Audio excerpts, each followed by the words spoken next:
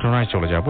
আমি আজকে শুরু করতে চাই বাবু ভাইকে দিয়ে, এবং তারপরে আমরা আমাদের আহমেদ বাবু আমাদের সঙ্গে আছেন, তারপরে আমরা নতুন অতিথিদের কাছে যাব।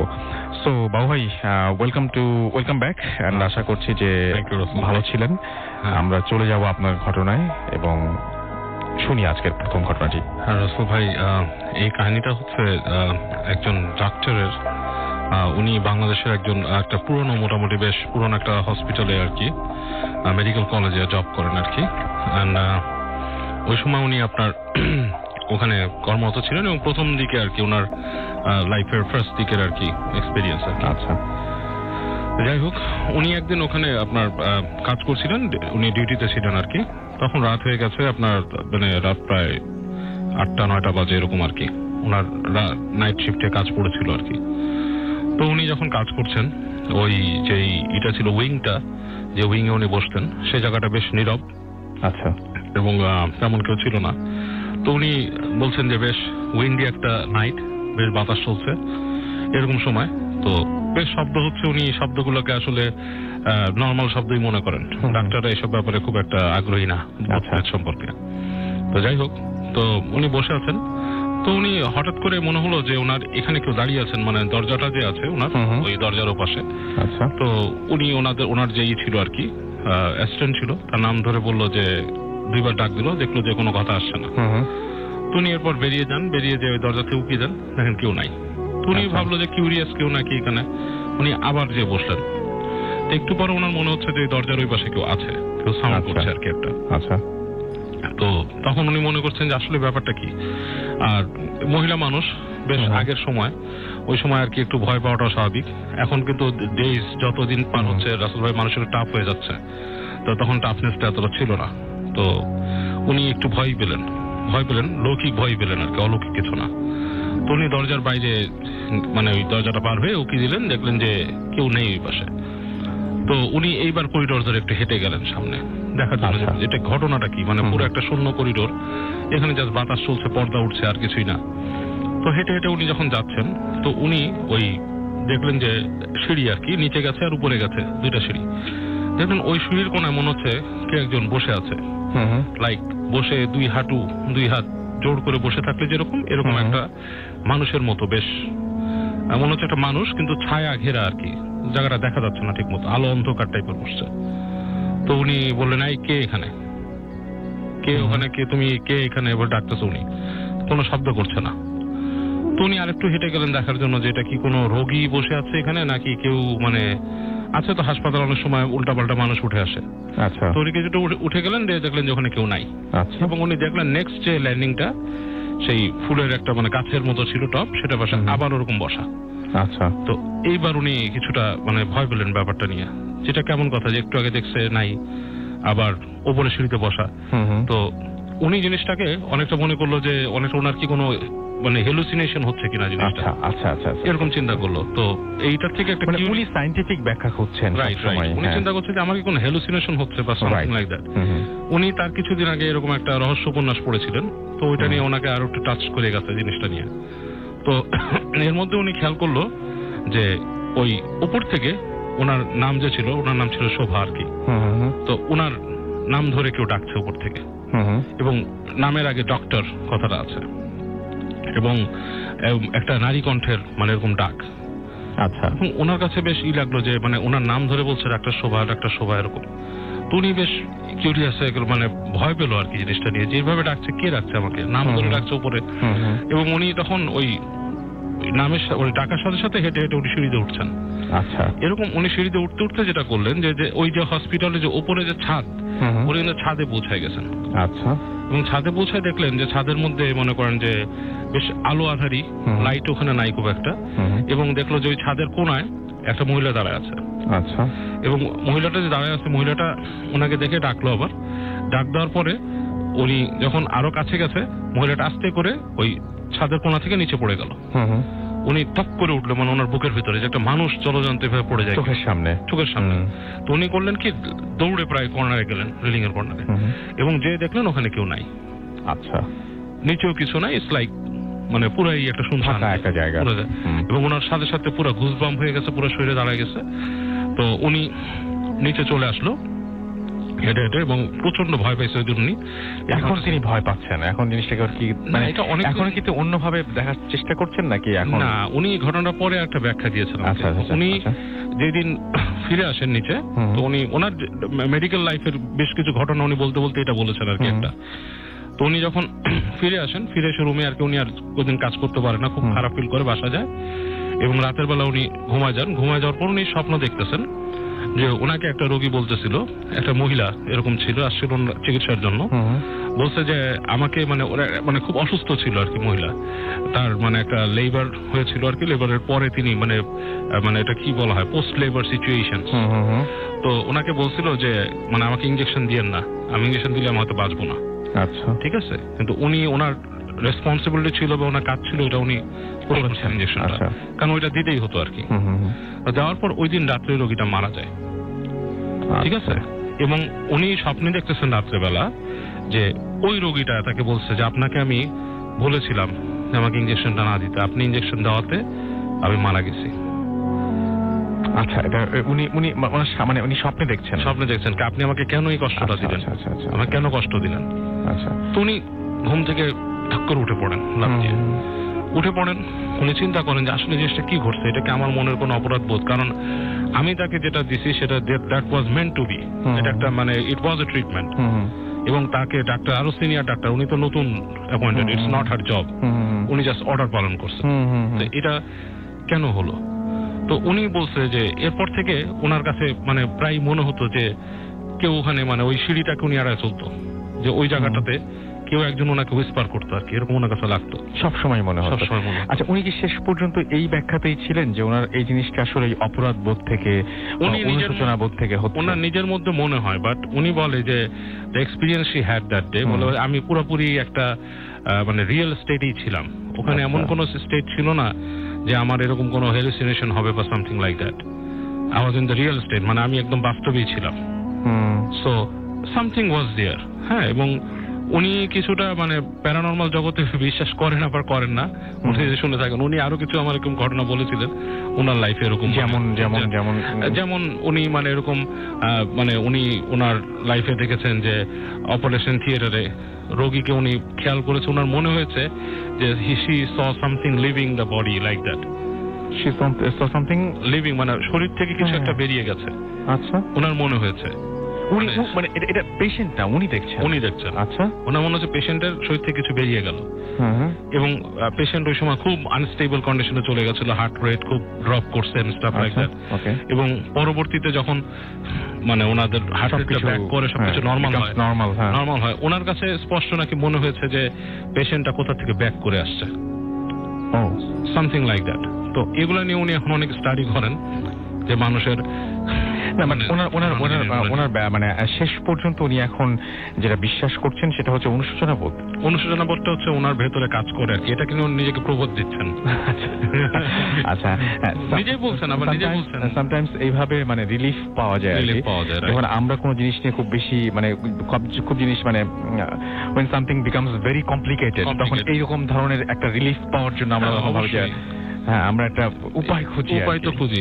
আপনি জানেন, আমি লাস্টবার যখন ভূত এফএম এসেছিলাম রাসেল ভাই, আমার সাথে আরো ছিল, ফারনান ছিল, আমি সিঁড়িতে উঠতে হতো। ভূত এফএম আমি আসছি 2012 সাল থেকে মোটামুটি, আমি কিন্তু পুরো আপনাদের উপরে চলছিলাম। সেটাই আমি না, আমার সাথে ফারনানও সেম জিনিস ঘটেছে। হ্যাঁ, আমাকে ফারনান বলছিল একদম টপ ফ্লোর। এটার আমরা ব্যাখ্যা কি দিব, যে আমরা ক্লান্ত ছিলাম, আমরা দেখতে পাইনি, সামথিং লাইক দ্যাট।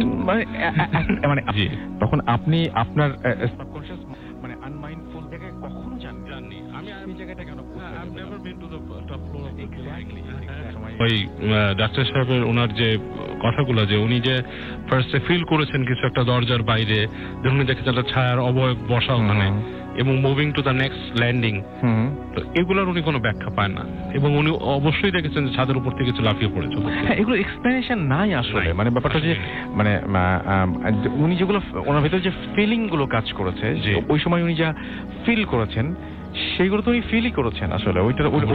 ওইটাকে আসলে ঠিক মানে কেন ফিল করলাম এটার কোনো ব্যাখ্যা আসলে নাই। পরের ব্যাপারগুলো উনি বলে দিতে পারেন যে হ্যাঁ আমার ভেতরে এক ধরনের অপরাধ বোধ কাজ করেছে, গিলটি ফিলিং থেকে এরকম কোনো কিছু হয়েছে, বাট সেটা উনি নিজেকে প্রবোধ দিচ্ছেন, সেটা হতে পারে মেবি, মানে she knows better than us, but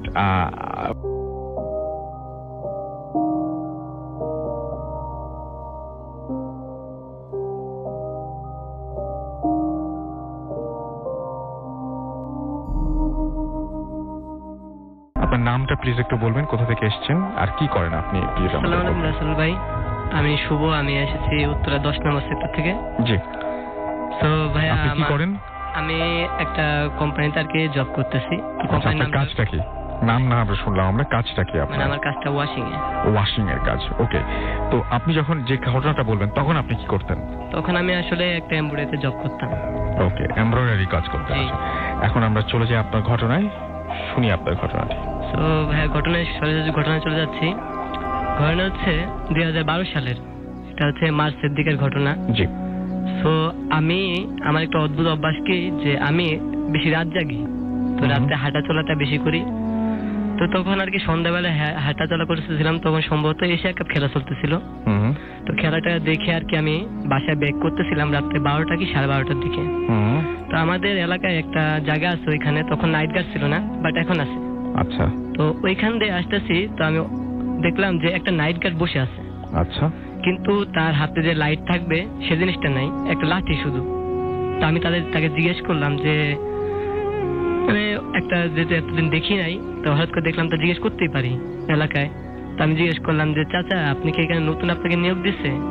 তো সে আমাকে বললো, সে আমার কোনো রেসপন্স দেয় নাই, মানে রিপ্লাই দেয় না কথা। আমি চলে আসতেছি, তো পিছন থেকে সে ডাক দিল। আচ্ছা। একটু মোটা গলায় সে ডাক দিল যে বাবা একটু এদিকে আসো। তো আমি তার কাছে গেলাম, তো গিয়ে বললাম জি আঙ্কেল বলেন। তো বললো যে বাবা তোমার সাথে আমার কিছু কথা আছে। আমি বললাম যে কি কথা? সে বললো যে আমার একটা কাহিনী আছে, সেটা আমি তোমাকে বলতে চাই। আচ্ছা। তো আমি বলতেছিলাম দেখেন এসব আমাকে এখন বলে লাভ নাই, আমি বাসায় যাবো, এমনি রাত 12টা 12:30 বেজে গেছে।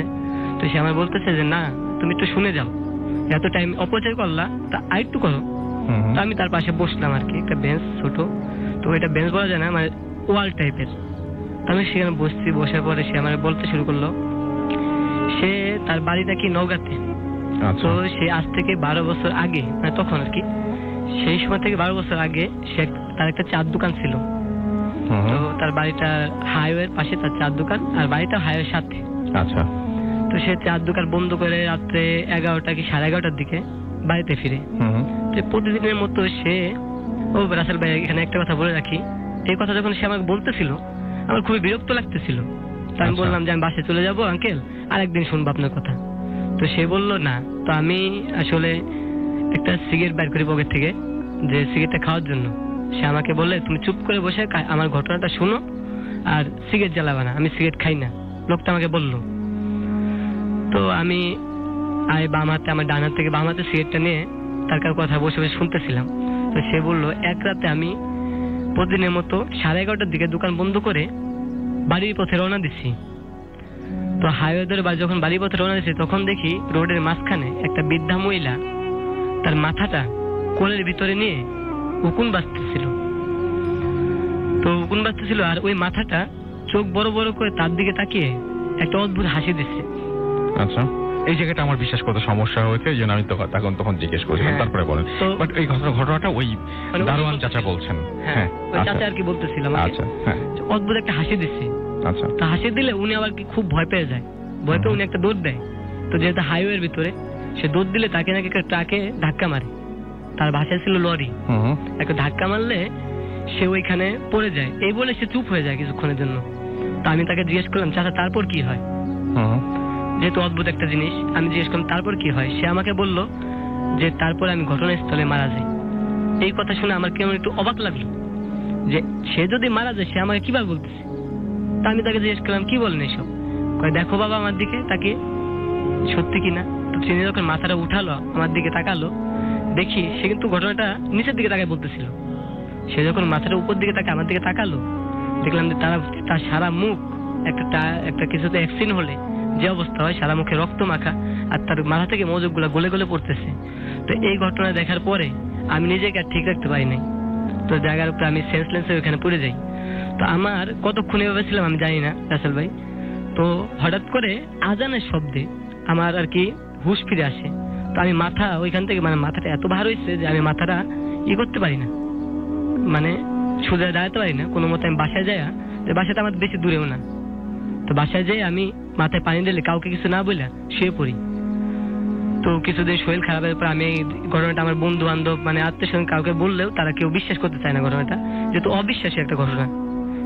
তো সে বিশ্বাস করতে চায় না। লাস্টে শেষকালে আমি একটা হুজুরকে বলি এই ঘটনাটা, ইমাম সাহেবকে, ইমাম সাহেব আমার সাথে তো এরকম একটা ঘটনা ঘটছে, তো কেন এরকম ঘটলো? তো তিনি আমাকে বললেন যে তুমি রাত বেরাতে যে চলাফেরা করো, তোমার পিছে খারাপ কিছু ফলো করছে, তো এই জিনিসটা থেকে তোমার মুক্ত পেতে হবে, নয়তো এই জিনিসটা তোমাকে জ্বালাতন করবে বিভিন্ন রকমের। তো এই জিনিসটা আমি বললাম যে এই জিনিসটা কি আর কেউ দেখছেনি? কয় না, এই জিনিসটা তো এদিকে এরকম না, অন্য কিছু হতে পারে, কিন্তু এরকম কোনো কিছু এখনো ঘটে নাই, তবে তোমার সাথে যেহেতু ঘটে তোমার পিছনে খারাপ কিছু আছে। তো তিনি আমাকে একটা লাল সুতো দেয় পরে, সুতো আমার কায়াঙ্গুলে বামাতে কায়াঙ্গুলে বেঁধে দেয়। তো বেঁধে বলে এটা 7 দিন পরে তুমি এটা নদীর জলে ফেলে দিবা ভোরবেলা। তো আমি রাসেল ভাই ওই কায়াঙ্গুলের রশিটা আর কি 7 দিন ব্যবহার করে আর কি ভোরবেলা নদীর জলে ফেলে দিই। ফেলে দেওয়ার পরে আল্লাহর রহমতে বর্তমানে আর কোনো সমস্যা হয় নাই। এই ছিল আমার ঘটনা। আচ্ছা, আপনার এই ঘটনাটা যে আপনি বললেন, আপনি নিজের চোখে দেখেছেন এটা না? জি, এটা আমি নিজের চোখে দেখতে, যেহেতু রাসেল ভাই একটা কথা কি এখানে আমি নিজেকে প্রথম বিশ্বাস করতে পারিনি। যখন আজান দিল আমি উঠলাম, পড়ে গেছে ওখান থেকে উঠলাম, আমি নিজেকে প্রথম ভেবেছিলাম যে হয়তো আমি কোনো ভুল দেখেছি অথবা করেছি, কিন্তু আমার ওই জিনিসটা খেয়াল আছে যেহেতু আমি ডান হাত থেকে সিগারেটটা বাম হাতে নিয়েছি আর সেইখানে বসেছিলাম যেখানে সে আমাকে বলতেছিল।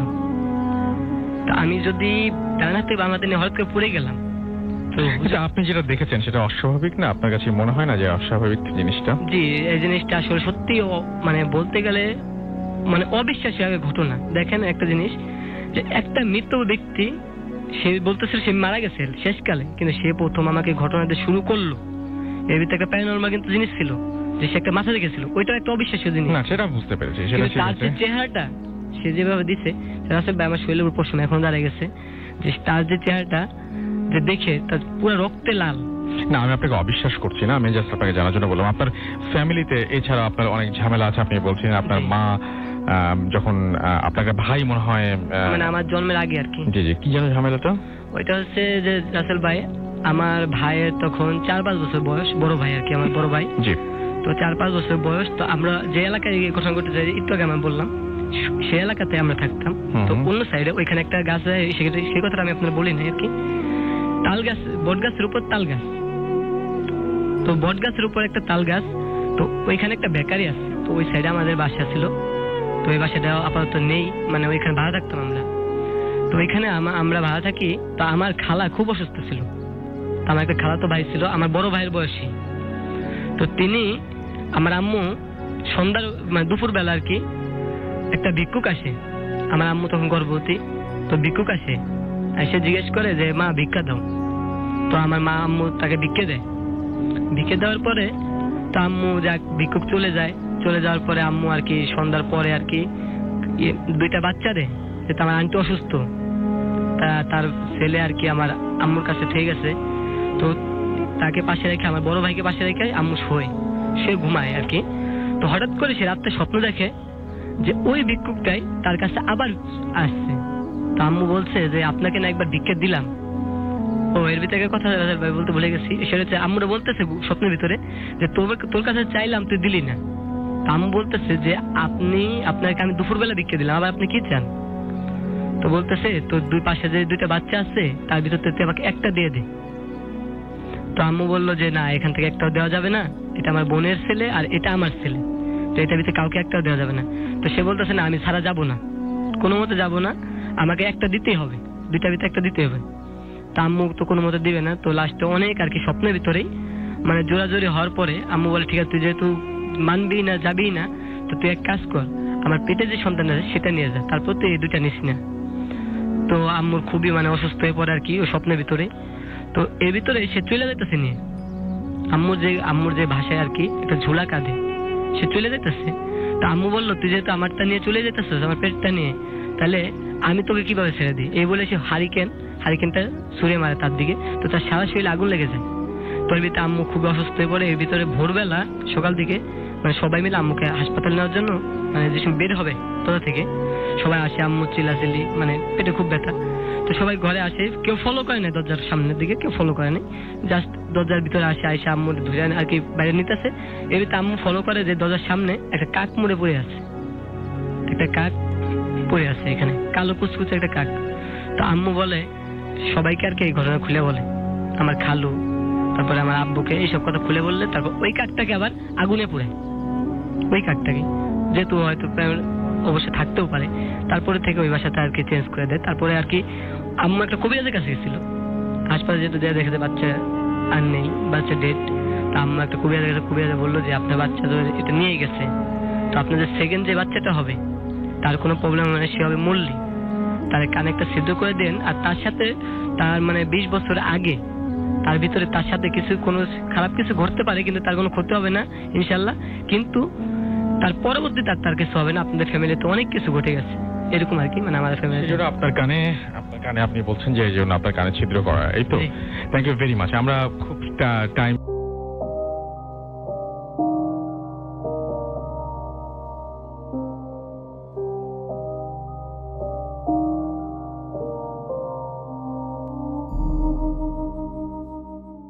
লিমিটেশন আছে আমাদের, আমরা বাবু ভাইয়ের কাছে চলে যাই এবং আমরা তারপরে একসাথে আপনাদেরকে SMS এবং আপনাদের যে সমস্ত ইমেল, আপনাদের যে সমস্ত ফেসবুকের কমেন্টগুলো আছে সেগুলো পড়বো।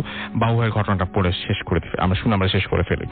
তো বাবু ভাই, আমরা সেকেন্ড স্টোরিটা শুনি আপনার কাছ থেকে। হ্যাঁ রাসেল ভাই, এটা হচ্ছে ইয়াসির ভাইয়ের ঘটনা, বেশ কিছুদিন আগের। অ্যাকচুয়ালি ইয়াসির ভাই গ্রামে যেত আর কি বেড়াতে, প্রায় ওনার গ্রাম খুব ভালো লাগতো আর কি। তো উনি ওইবার ওনার এক ফ্রেন্ডের ডাকে তাদের গ্রামের বাড়িতে যায়। সো ওনার গ্রামের মানে ওনার যে ফ্রেন্ড ছিল আর কি, তো ফ্রেন্ডটা ওনার সাথে আসতে পারেনি, আগে গিয়েছিল। তো ওনাকে বলে যে তুই চলে আয়, এরকম করে নর্থ বেঙ্গলের কাছের একটা গ্রাম আর কি। আচ্ছা। তো যাই হোক, উনি ওই রওনা দেন আর কি দিনের বেলা যথারীতি সময় মতো গ্রামে। ওনার ওখানে যে নামেন, নেমে রাত্রেবেলা আসা শুরু করেন। তো রাস্তাটা ছিল বেশ আপনার অন্ধকার হয়ে গেছে, রাত্রেবেলা ধরেন 10টা-11টার সময় বেশ অন্ধকার হয়ে যায়। তো গাছপালার মধ্যে দিয়ে যখন আসতেছেন তখনই ওনার কাছে বেশ মানে ভালো লাগে, কারণ মানে এই জায়গাটা হচ্ছে বেশ জোনাকি জ্বলছে, এরকম একটা অবস্থা, এবং গ্রামটা বেশ নিশুতি একটা গ্রাম, যেখানে বিদ্যুতের কিছুই নেই সেখানে। তো আস্তে আস্তে তো উনি এসে এক জায়গায় দাঁড়ান, সেখানে এসে দেখে যে একটা আপনার খেয়াঘাট আছে। তো খেয়াঘাটে আপনার একজন মাঝি বসে আছে একটা ছোট নৌকাতে। তো উনি বলেন যে আমি নদী পার হব। তো লোকটা কোনো কথা না বলে ওনাকে জাস্ট নৌকায় উঠতে বলেন এবং নৌকাটা আস্তে আস্তে ছেড়ে দেন আর কি। তো নৌকাটা যখন যাচ্ছে রাসেল ভাই পানিতে, এবং উনি শব্দ পাচ্ছেন যে মাঝি আছে সে আস্তে আস্তে করে আর কি আপনার বৈঠা পাচ্ছে আর কি। তো যেতে যেতে যেতে যেতে নৌকার মানে বেশ অনেকক্ষণ চলে গেছে, উনিও বেশ মানে আর কি হয়ে গেছেন। উনি ওখানে বসে একটা সিগারেট ধরান, সিগারেট খাচ্ছেন। এক সময় উনি খেয়াল করেন যে নৌকাটা আর কি আর সামনে বাড়ছে না, মনে হচ্ছে যে নৌকাটা ভেসেই আছে ওখানে। আচ্ছা। তো উনি হঠাৎ করে তাকান সামনে, তাকায় দেখেন যে নৌকার মধ্যে আসলে কেউ নাই, উনি একাই বসা নৌকার ভেতরে, কোনো মাঝি নেই নৌকার ভেতরে। এবং এই সময় উনি দেখেন যে নৌকাটার মানে যে সামনে যে ভাগটা, ওই জায়গাটা বেশ দুলতেছে, মনে হচ্ছে কেউ ঠেলে দিচ্ছে বেশ উপরের দিকে। আচ্ছা। এবং মানে একটা এই গোঙানির মতো শব্দ আসতেছে আর কি, লাইক সামবডি ইজ মানে আর কি একজন গোঙাচ্ছে কাউকে, মানে মুখ চেপে ধরছে, মানে ডেফ অবস্থা আর কি।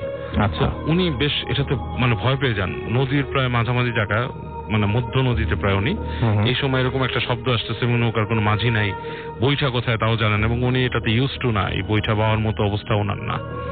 তো উনি বেশ ভয় পান। তো গোঙানির শব্দটা এক পর্যায়ে মানে উনি মানে মনে হচ্ছে কেউ গলা চেপে ওনাকে বলতেছে মেরে ফেললো, এরকম মানে এরকম ধরনের একটা কথা আর কি। তো উনি তখন না ওই পানিতে লাফ দিয়ে পড়েন আর কি, আর উনি ওখানে আর বসে থাকতে পারেন না। পানিতে লাফ দিয়ে পড়ে উনি যেভাবে সাঁতার জানতো, খুব মানে কম মানে কষ্ট করে সাঁতরে আশ্রয় পাচ্ছে আর কি, উনি ডাঙায় উঠে আসেন। এই পাশে যেই পাশ থেকে উনি নৌকায় উঠছিলেন সেই পাশে উনি উঠে আসেন এবং উনি দৌড় দেন ওখানে। তো দৌড়াতে উনি যায় যে একদম আর কি দূরে কোথাও পায় না, দেখে যে একটা দোকান আর কি আছে। তো দোকানের ভেতরে হালকা আলো জ্বলতেছে, দোকানটা বদ্ধ, দোকানের মধ্যে হালকা আলো জ্বলতেছে আর কি। তো উনি দোকানের মধ্যে খুব নক করেন, কিল টিল মারেন দোকানের লোকটা ভেতর থেকে একজন বলে কে এত রাতে, সেও দরজা খুলতে চায় না। তো উনি তারপর বলে ভাই আমি আসছি, আমি শহর থেকে আসছি, দরজাটা খুলেন প্লিজ। আচ্ছা। ঝাপটা খুলেন প্লিজ। অনেক রিকোয়েস্ট করার পর লোকটা ঝাপ খুলে একটু খুলে দেখে ওনাকে, দেখে বলে যে আপনি এখান থেকে কি করতে আসছেন।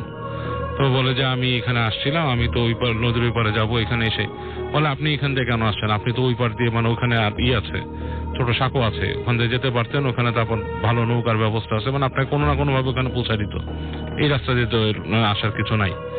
উনি বললো যে ভাই আমি এখান থেকে আসছিলাম, এসে একটা নৌকা দেখছি ঘাটে, এবং এই ঘাটে আমি পার হতে গেছিলাম, এরকম এরকম মানে পড়ছি, তার শরীরে ভেজা। তো লোকটা ওনার গাটা মুছতে দিল। তো বললো যে আপনি যেখান থেকে আসছেন এখানে এই যে এই জায়গায় আগে একটা এরকম মাঝি থাকতো আর কি, এবং মাঝির আপনার সম্পদ টম্পদ ছিল, কিছু জমি জমা ছিল। তো এই গ্রামে যে ওখানে একজন আছে, দুষ্ট লোক আছে আর কি, সে ওখানকার প্রভাবশালী লোক আর কি, সে মাঝির জায়গাটা নেওয়ার জন্য তার সাথে অনেক গন্ডগোল করছিল, এবং পরে ওই মাঝিকে মেরে আপনার ওই পাথর বেঁধে আর কি পানির তলে ডুবা দেয় আর কি। এবং এরপর থেকে অনেকেই নাকি ওখানে দেখে যে ওই মাঝিকে বলে যে আপনি মানে ওখানে মাঝি পাবেন কোথায়, মানে নৌকাও তো থাকার কথা না, কিভাবে আপনি নৌকার মধ্যে গেলেন আর কিভাবে আপনি পড়লেন, এরকম আর কি। তো ওই লোকটা ওনাকে তো উনি খুব ভয় পায়, এবং ওই রাতের বেলা উনি ওই দোকানেই থেকে যায় আর কি লোকের সাথে, এবং পরে ওখান থেকে উনি ব্যাক করেন। ওকে,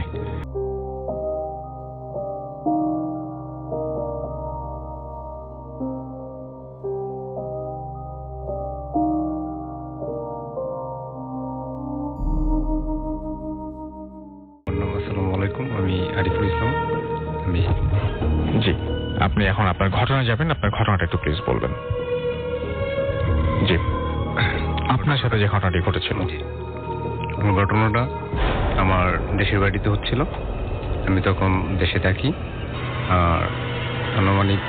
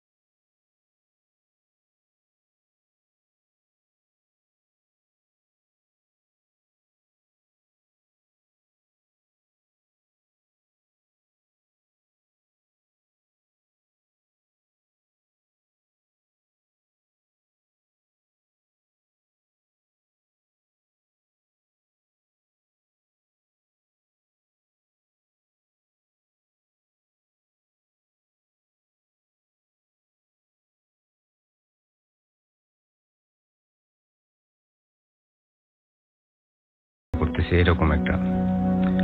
তারপর আমি না ভেবেই সরাসরি টয়লেটের দিকে যাচ্ছিলাম। তারপরও আমি মানে কি ভুল করলাম সেটাও আমি জানি না। আমি ওই জায়গা থেকে আবার ব্যাগ নিলাম। তো ব্যাগে আসতেছি, হঠাৎ করে আমার মনে হচ্ছে যেন ওই এলাকার যে আশপাশে এরকম একটা ভীষণ শব্দ আমার কানে আসতেছে। তো আমি অল্প অল্প ভয় পাচ্ছি আর অল্প অল্প করে হাঁটতেছি। তো হাঁটার পর কত দূর যেতেই পিছন থেকে আমাকে একটি থাপ্পড় দেয়, ভীষণ জোরে একটা থাপ্পড় দেয়। তো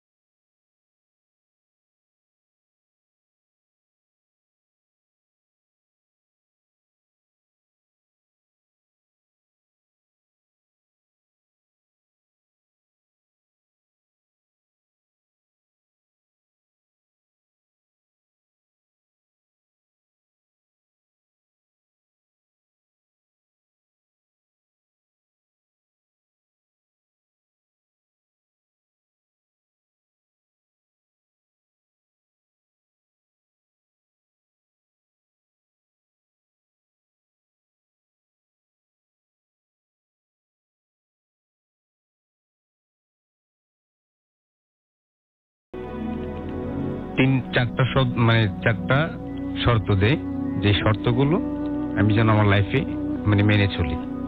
তো সেগুলো আমি এখনো মেনে নিচ্ছি বা চলতেছি। আশা করি সবসময় মেনে নেব।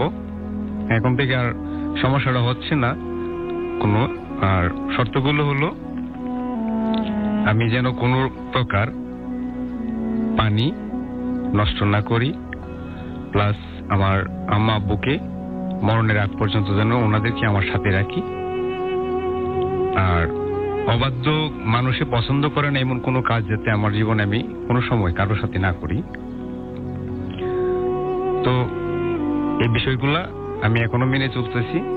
আর আমার মাঝে মধ্যে এখনো ঘুমের ঘরে প্রায় সময় আমার বাম পাশের কানে প্রচন্ড ব্যথা হয়। তো সেই ছিল রাসেল ভাই আমার ঘটনা।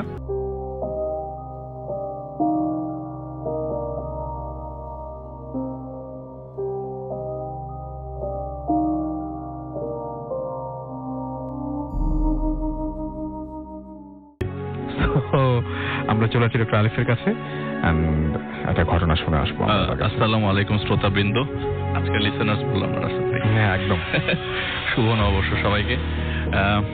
আসলে রাসেল ভাই যে ঘটনা নিয়ে এসেছি সেটা কি ভূতের ঘটনা বলবো, না ভয়ের ঘটনা বলবো, নাকি হৃদয়ের ঘটনা বলবো আমি জানি না। আমি মনে হচ্ছে যে আসলে ভূত বা ভয় বা পেতনি বা এইসব জিনিসগুলো থেকে আলাদা করে যদি ঘটনাটাকে দেখা হয় তাহলে একটু হার্ট টাচিংই বলতে গেলে। আচ্ছা, তো যে ঘটনাটা নিয়ে এসেছি আসলে আজকে রাসেল ভাই আরেকটু কথা মাঝখান দিয়ে ইন্টারাপ্ট করে নিয়ে আসলে ভাই, থ্যাংক ইউ আপনার এত সুন্দর অ্যারেঞ্জমেন্টের জন্য। প্লিজ ভাই, আপনারা সবাই আসেন এখানে, ঘটনা নিয়ে আসে, রাসেল ভাই আতিথেয়তা মিস করতে পারবেন না। তো ইনশাআল্লাহ রাসেল ভাই, থ্যাংক ইউ সো মাচ।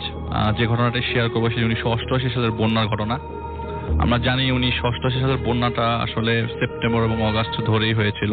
প্রায় 20-25 দিন বাংলাদেশে প্রচন্ড বৃষ্টির কারণে প্রায় 79,000 বর্গ কিলোমিটার বন্যায় ভেসে যায়, পানির নিচে থাকে মানুষ।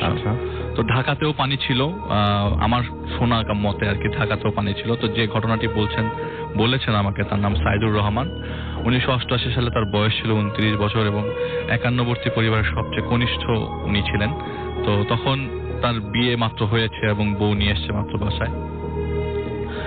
তো সেই পরিবারে রাসেল ভাই, ওনার বাবা মা ছিলেন, ওনার চাচা চাচি ছিলেন, ওনার 3 ভাই ছিলেন, 3 ভাই, ওনার বড় ভাই ছিল, বোনরা শ্বশুর বাড়িতে ছিল। তো ওই বাসাটা আপনার মিরপুরে আর কি। আচ্ছা, এটা হচ্ছে বলে পূর্ব শেওড়াপাড়া। তো বাসাটা একতলা, ওখানে তখন সব বাসায় ম্যাক্সিমাম একতলা ছিল। এখন তো অনেক বড় বড় দালান কোঠা হয়ে গেছে। তো তখন আপনার এই বন্যার সময় প্রায় টানা বৃষ্টির কারণে ওই মুহূর্তে যখন আমি ঘটনাটি যাচ্ছি সেই মুহূর্তগুলো বলছি, তখন তাদের বাসাতে প্রায় ঘরের ভেতরেই আপনার হাঁটু থেকে একটু নিচে পানি। তো ঘরের প্রতিটা মুভমেন্টের জন্য তাদের একটু উঁচু করে রাখা হয় যাতে তারা এক রুম থেকে আরেক রুম যেতে পারেন। তো পানি তখন বাড়া মাত্র শুরু করেছে, তখন তারা প্ল্যানিং করছিল তারা ছাদের উপর থাকবে। তো তাদের বাসার ছাদের মধ্যেও একটা ব্যবস্থা ছিল, ওয়াশরুমের ব্যবস্থা ছিল, প্লাস থাকার ব্যবস্থা তারা করে নিয়েছিল, প্ল্যান করছে তারা উপরে যাবে। আচ্ছা, তখনকার ঘটনা বলছি। আচ্ছা, তো তিনি যে রুমে থাকতেন সেটি সবচেয়ে কর্নার রুম ছিল, তার ওয়াইফকে নিয়ে এসে থাকতেন আর কি। তার বড় ভাই, 2 বড় ভাই আলাদা রুমে থাকতো। তো পুরো বাসাটা একটু বড় বাসা এবং প্রতিটা রুমে রুমে মনে করেন আত্মীয় স্বজন বলতে গেলে চাচা আছে, বাবার ভাই 2, তার বাবা মা ছিল হচ্ছে রান্নাঘরের পাশের রুমে। আচ্ছা, তো তার রুম থেকে সেই ঘরে যেতে মিনিমাম ওই বন্যার অবস্থায় পানি পাড়িয়ে গেলে তো রাসেল ভাই অবস্থা খারাপ হলো। তাদের একটা ব্যবস্থা করা ছিল এক রুম থেকে আরেক রুমে যাওয়ার জন্য। তো তখন রাসেল ভাই প্রচন্ড বৃষ্টি পড়ছে সেদিন রাতের বেলা, আসলে সারা রাত বৃষ্টি হওয়ার কারণে পানি আরো বেড়ে যায়। আচ্ছা, তো তাকে যখন ঘুম ভাঙে, তিনি দেখেন যে তার খাটের পাশে পানি চলে এসছে, প্রায় খাট ছুঁই। তো খাটটি উঁচু করা ছিল, তারপরও পানি বেড়ে গেছে। তো তার ঘুম ভাঙে প্রচন্ড জোরে বজ্রপাতের কারণে। কিন্তু ঘুম ভাঙার পরে তিনি যেই রাস্তাটা তিনি করেছিলেন সেটিও পানি নিচে চলে যায়। তো পানি পাড়িয়ে তিনি ওয়াশরুমের দিকে যাচ্ছিলেন। তো হারিকেন, ইলেকট্রিসিটি ছিল রাসেল ভাই ওই মুহূর্তে। তো হারিকেনের টিম আলোটা একটু বাড়িয়ে নেন তিনি। আচ্ছা, তো হাতে ধরে তাদের বাথরুমটা ছিল উপরে, ওই নিচে আর কোনো বাথরুম তারা ইউজ করতেন না, তার উপর উপরের বাথরুমটা, যে বাথরুমটা সিঁড়ি পাশ দিয়ে ছিল। তো বাইরে দিয়ে সিঁড়ি থাকার কারণে তিনি সিঁড়ির দিকে যাচ্ছিলেন। এমন সময় দেখলেন রাত তখন 3:40 বাজে, তিনি দেখেন তার হাতের মধ্যে সবসময় একটা কেসিও ঘড়ি লাগানো থাকতো, অলওয়েজ সে পরে থাকতো, ঘড়ি খুলতো না, বলতে গেলে গোসল টোসল সবই কেসিও ঘড়ি পরে থাকতো। তবে যে ঘড়িতে আমি দেখি রাত 3:40 বাজে, এমন সময় আমি বের হই, বের হয়ে দেখি আব্বা বাইরে দাঁড়িয়ে আছে। আচ্ছা। হারিকেনের আলোতে আব্বাকে আমি স্পষ্ট দেখতে পেলাম। আব্বা বললেন, আব্বা আপনি এখানে কি করেন? আপনি ভেতরে যান, এত 3:40 বাজে। তা আমি মনে করি আব্বা মনে হয় ওয়াশরুমের জন্যই আসছে। আমি ছাদে উঠে যাই, ছাদে উঠে ওয়াশরুম করে যখন বাইর হয়ে দেখি যে আব্বা আস্তে আস্তে পানি পাড়িয়ে পাড়িয়ে রাস্তার দিকে চলে যাচ্ছে। আমি বললাম, আয় আব্বা আপনি কোথায় যাচ্ছেন? সে বলছে যে আমি আব্বাকে বারবার আটকে রাখার চেষ্টা করছি, ডাকছি, কিন্তু সে আমার কথা কিছুতেই শুনছে না। আমি তার সাথে পিছনে দৌড়ে যাই। সে দৌড়ে দৌড়ে দৌড়ে দৌড়ে অনেক দূর পর্যন্ত তার আব্বার পেছনে, সে যতই কাছে যাওয়ার চেষ্টা করে তার আব্বা ততই ফাস্ট তার থেকে অনেক দূরে চলে যাচ্ছে, অনেক দূরে চলে যাচ্ছে। তো রাসেল ভাই আমি আপনাকে বলে রাখি, ঠিক আগের দিন রাতে সে একটি স্বপ্ন দেখে। স্বপ্নটা এরকম ছিল যে সে ঘুমিয়ে আছে, তার ঘুম ভাঙে একটি ভেলার মধ্যে, সে ভেসে যাচ্ছে তীরে, মানে শহরের মধ্যেই তীরে কাছে তার ভেলাটি ভেসে, এবং একটা সাদা পাগড়িওয়ালা একজন লোক তাকে বলে যে তুমি তো মারা গেছো, তুমি ভেসে যেতে থাকো। তার স্বপ্নটা ছিল এরকম। তো বলে যে আসলে আমি কি দেখলাম? তো পরের দিন বাবাকে এরকম ঘুরতে মানে ধরতে যেয়ে সে পড়ে যায় ম্যান হোলের ভেতরে। তো ম্যান হোলের পড়ে যাওয়ার পরে সে প্রচন্ড ব্যথা পায়, আর সে তার বাবা আব্বার কাছে পর্যন্ত যেতে পারে না, বাবার কাছে পর্যন্ত যেতে পারে না। সেই যে অবয়বটি দেখছিল, তার বাবাকে দেখছিল, সেটি চলে যায় অনেক দূরে। আচ্ছা। তো পাশে সম্ভবত একজন লোক, আল্লাহর কৃপা আছে, সম্ভবত একজন লোক তাকে দেখে ফেলে ম্যান হলে পড়ে যাওয়ার কারণে। সে কোনো মতে ধরে আটকে ছিল, তাকে হেল্প করে তাকে বাসায় নিয়ে আসে। বাসায় দরজার গেট দিয়ে ঢুকতেই প্রচন্ড কান্নার সাউন্ড পেতে থাকে সব নিয়ে। তো বলে কি বিপদ হলো কিনা, কারণ রাসেল ভাই তখন তো মনে করেন অবস্থা খুবই খারাপ ঢাকা শহরে, অনেক এলাকা নিচে হয়ে গেছে। তো কোনো কিছু চিন্তা করবার আগেই তিনি ঘরের ভেতরে ঢোকেন। তো তার হাঁটুটা ছিলে যায়, কিন্তু এই ছেলা হাঁটু নিয়ে কষ্ট করে ঘরের ভেতরে যেয়ে দেখি তাকে দৌড়ে এসে ছাপতে ধরে তার ওয়াইফ, মানে যে আব্বা তো আর নাই। বলে কি, মানে তার খুব অবাক লাগে, আব্বা তো আর নাই মানে? কিন্তু সেই কথাটা বলার ভাষা হারিয়ে তাকে তার ওয়াইফ হাত ধরে টান দিয়ে তার বাবার রুমে নিয়ে যায়। দেখে যে তার বাবা বেডে শুয়ে আছে এবং ডাক্তার এসে বলছে যে উনি মারা গেছেন। আমার কাছে খুব অবাক লাগতে থাকে যে আসলে আমার বাবা কি হলো। আমি যে মাথার মধ্যে চিন্তা করার, সে যে ডিসিশন, মানে সে যে আসলে জল্পনা কল্পনা করবে, আমি তাহলে কার পেছনে এতক্ষণ দৌড়ালাম? আব্বাকেই তো দেখলাম, আব্বাই তো আমাকে এত দূরে নিয়ে গেল, আর এসে দেখি আব্বা নাই। আব্বা খুবই অদ্ভুত ঘটনা কিন্তু, মানে রাসেল ভাই আমি আসলে উনি খুব খুব আবেগপ্লুত হয়ে যায়। কেন আবেগপ্লুত হয় সেটাও আমি বলবো, সেটা সবার লাস্টে বলবো। তো তার আব্বাকে সে কান্নাকাটি করতে থাকে, খুব কান্নাকাটি করতে থাকে যে আগের দিন রাত্রেবেলা স্বপ্ন দেখলাম নিজে মরে গেছি। অনেকে বলে না, নিজে মারা গেলে পরের দিন নিজের কেউ, মানে নিজে মরে না অন্য কেউ মারা যায়, তো নিজের বাবা যে চলে যাবে তার পাশ থেকে ভাবে, এটাও সে কখনো কল্পনা করতে পারে নাই। তো আসলে বন্যার সময় সবাই আসতে পারে নাই, আত্মীয় স্বজন সবাই আসতে পারে নাই, বিভিন্ন জায়গায় পানি দিয়ে আটকানো, সবাই আসতে পারে নাই। তো এলাকার কিছু মানুষজন নিয়ে হেল্প নিয়ে, তখন একমাত্র কবরস্থান মোহাম্মদপুর কবরস্থানটা একটু উঁচু ছিল, ওই জায়গায় তেমন পানি ছিল না। তো তারা মোহাম্মদপুর কবরস্থান, এবং তাদের আদি নিবাস মোহাম্মদপুরেও ছিল। আচ্ছা আচ্ছা আচ্ছা। তাদের কিছু আত্মীয় স্বজন মোহাম্মদপুরেও আছে। তো সবার সাজেশন নেওয়ার পরে মোহাম্মদপুরে লাশ দাফনের জন্য ব্যবস্থা করা হয়। কিন্তু আশেপাশের মসজিদগুলো পানি নিচে থাকবার কারণে জানাজা প্রপারলি হয়নি ওই এলাকাতে। তো আজ মোহাম্মদপুরে নিয়ে আসার পরে তাজমহল রোডে একটি মসজিদ আছে, আমরা সবাই জানি, বড় একটি মসজিদ, সেখানে জানাজা হয়। জানাজার সময় যখন এলাকার লোকজনদের কাছে ওই মাইক দিয়ে যখন বলতে দেওয়া হয় যে তুমি তোমার সবার উদ্দেশ্যে কিছু একটা বলো, তোমার আব্বা মারা গেছে, কোনো দাবি দেওয়া যাতে না রাখে। সাথে তো জানাজা পড়তে অনেক মানুষ এসছে। ওই মুহূর্তে মুসল্লিরা কিছু ছিল, বাদ আসর সেই নামাজের জানাজার পরে সে যখন মাইক নিয়ে সবার উদ্দেশ্যে বলতে যায় যে আমার বাবা মারা গেছেন, আপনার কোনো দাবি দেওয়া থাকলে আমার কাছে এসে বলবেন। এই বলবেন বলতে গিয়ে লাস্ট কাতারে সে একজন লোক দেখতে পায়, তার আব্বাকে। হুবহু কি ব্যাপার, সে আর সব কথাবার্তা সে বাকরুদ্ধ হয়ে পড়ে। আমি কি দেখছি, তার দুই ভাই, তার চাচারা, তার আত্মীয় স্বজনরা আছে, তাহলে আব্বাকে সবার লাস্টে আমি দেখছি কেন? তার আব্বা ঠিক, আমরা অনেকে একটু দুই হাত এভাবে, আমি আসলে এখানে দেখাতে পারছি, কিন্তু ঠিকভাবে দাঁড়িয়ে আছে গেটের পাশে এবং হাসি দিয়ে দাঁড়িয়ে আছে। তো তার মাথার মধ্যে আসতে থাকে মসজিদের মধ্যে যে আসলে আমি আব্বাকে দেখছি, আব্বা তো আমার সামনে লাশ হয়ে পড়ে আছে, হয়তো আব্বা ভালো আছে, আব্বা তো হাসছে, মনে হয় আব্বা অনেক সুখী আছে। তার এইটা ধারণা হতে থাকে। এটা কি ধরনের ধারণা রাসেল ভাই আমার কোনো আইডিয়া নেই। অনেক ঘটনা নিয়ে এসে রাসেল ভাই আমি ভূত এফএম এ শেয়ার করছি, অনেক ঘটনাই বলছি রাসেল ভাই, এটা একটু বিট ডিফারেন্ট। তার কাছে মনে হতে থাকে আমার আব্বা মনে হয় ভালো আছে। সে যখন দাফন শেষ করে, সবচেয়ে ইন্টারেস্টিং ব্যাপার হচ্ছে সে যখন দাফনটা শেষ করে, দাফন শেষ করবার পরে সবাই যখন চলে যেতে থাকে, সে একমাত্র বান্দা, সে কি কারণে জানি সবাইকে বকশিশ দিতে দিতে ওই জায়গাটা থেকে যায়। আর তখন তার ফাইন্যান্সিয়াল কন্ডিশন অত ভালো ছিল না, তারপরও সে চেষ্টা করে ওইখানে মোটামুটি গরিবদেরকে কিছু হেল্প করবার জন্য। তো করতে করতে রাসেল ভাই সে মায়ার চোটে চোখে পানি ফেলতে ফেলতে বাবার কবরটার দিকে আবার পেছনে তাকায়। আমার নিজেরই খারাপ লাগে রাসেলের বলতে। সে দেখে সেই আব্বা তার কবরের পাশে বসে কাঁদছে। এখন সে কি দৌড়িয়ে গিয়ে জড়িয়ে ধরবে আব্বাকে, নাকি বলবে আব্বা তুমি যেও না, আব্বা তুমি আমার সাথে থাকো? খুব খারাপ লাগতে থাকে তার ঘটনা, মানে একটু দেখে। আমি মাত্রই তো আমার আব্বাকে নিজের হাতে ধরে কবরে নেমে শোয়ালাম, সেই মানুষটিকে আমি চলো জ্যান্ত দেখতে পাচ্ছি কবরের পাশে বসে কান্না করছে। খুব খারাপ লাগতে থাকে তার ভাইরা তাকে টানতে থাকে, কিন্তু সে তার ভাইদেরকে বলতে থাকে না, বলে নাই।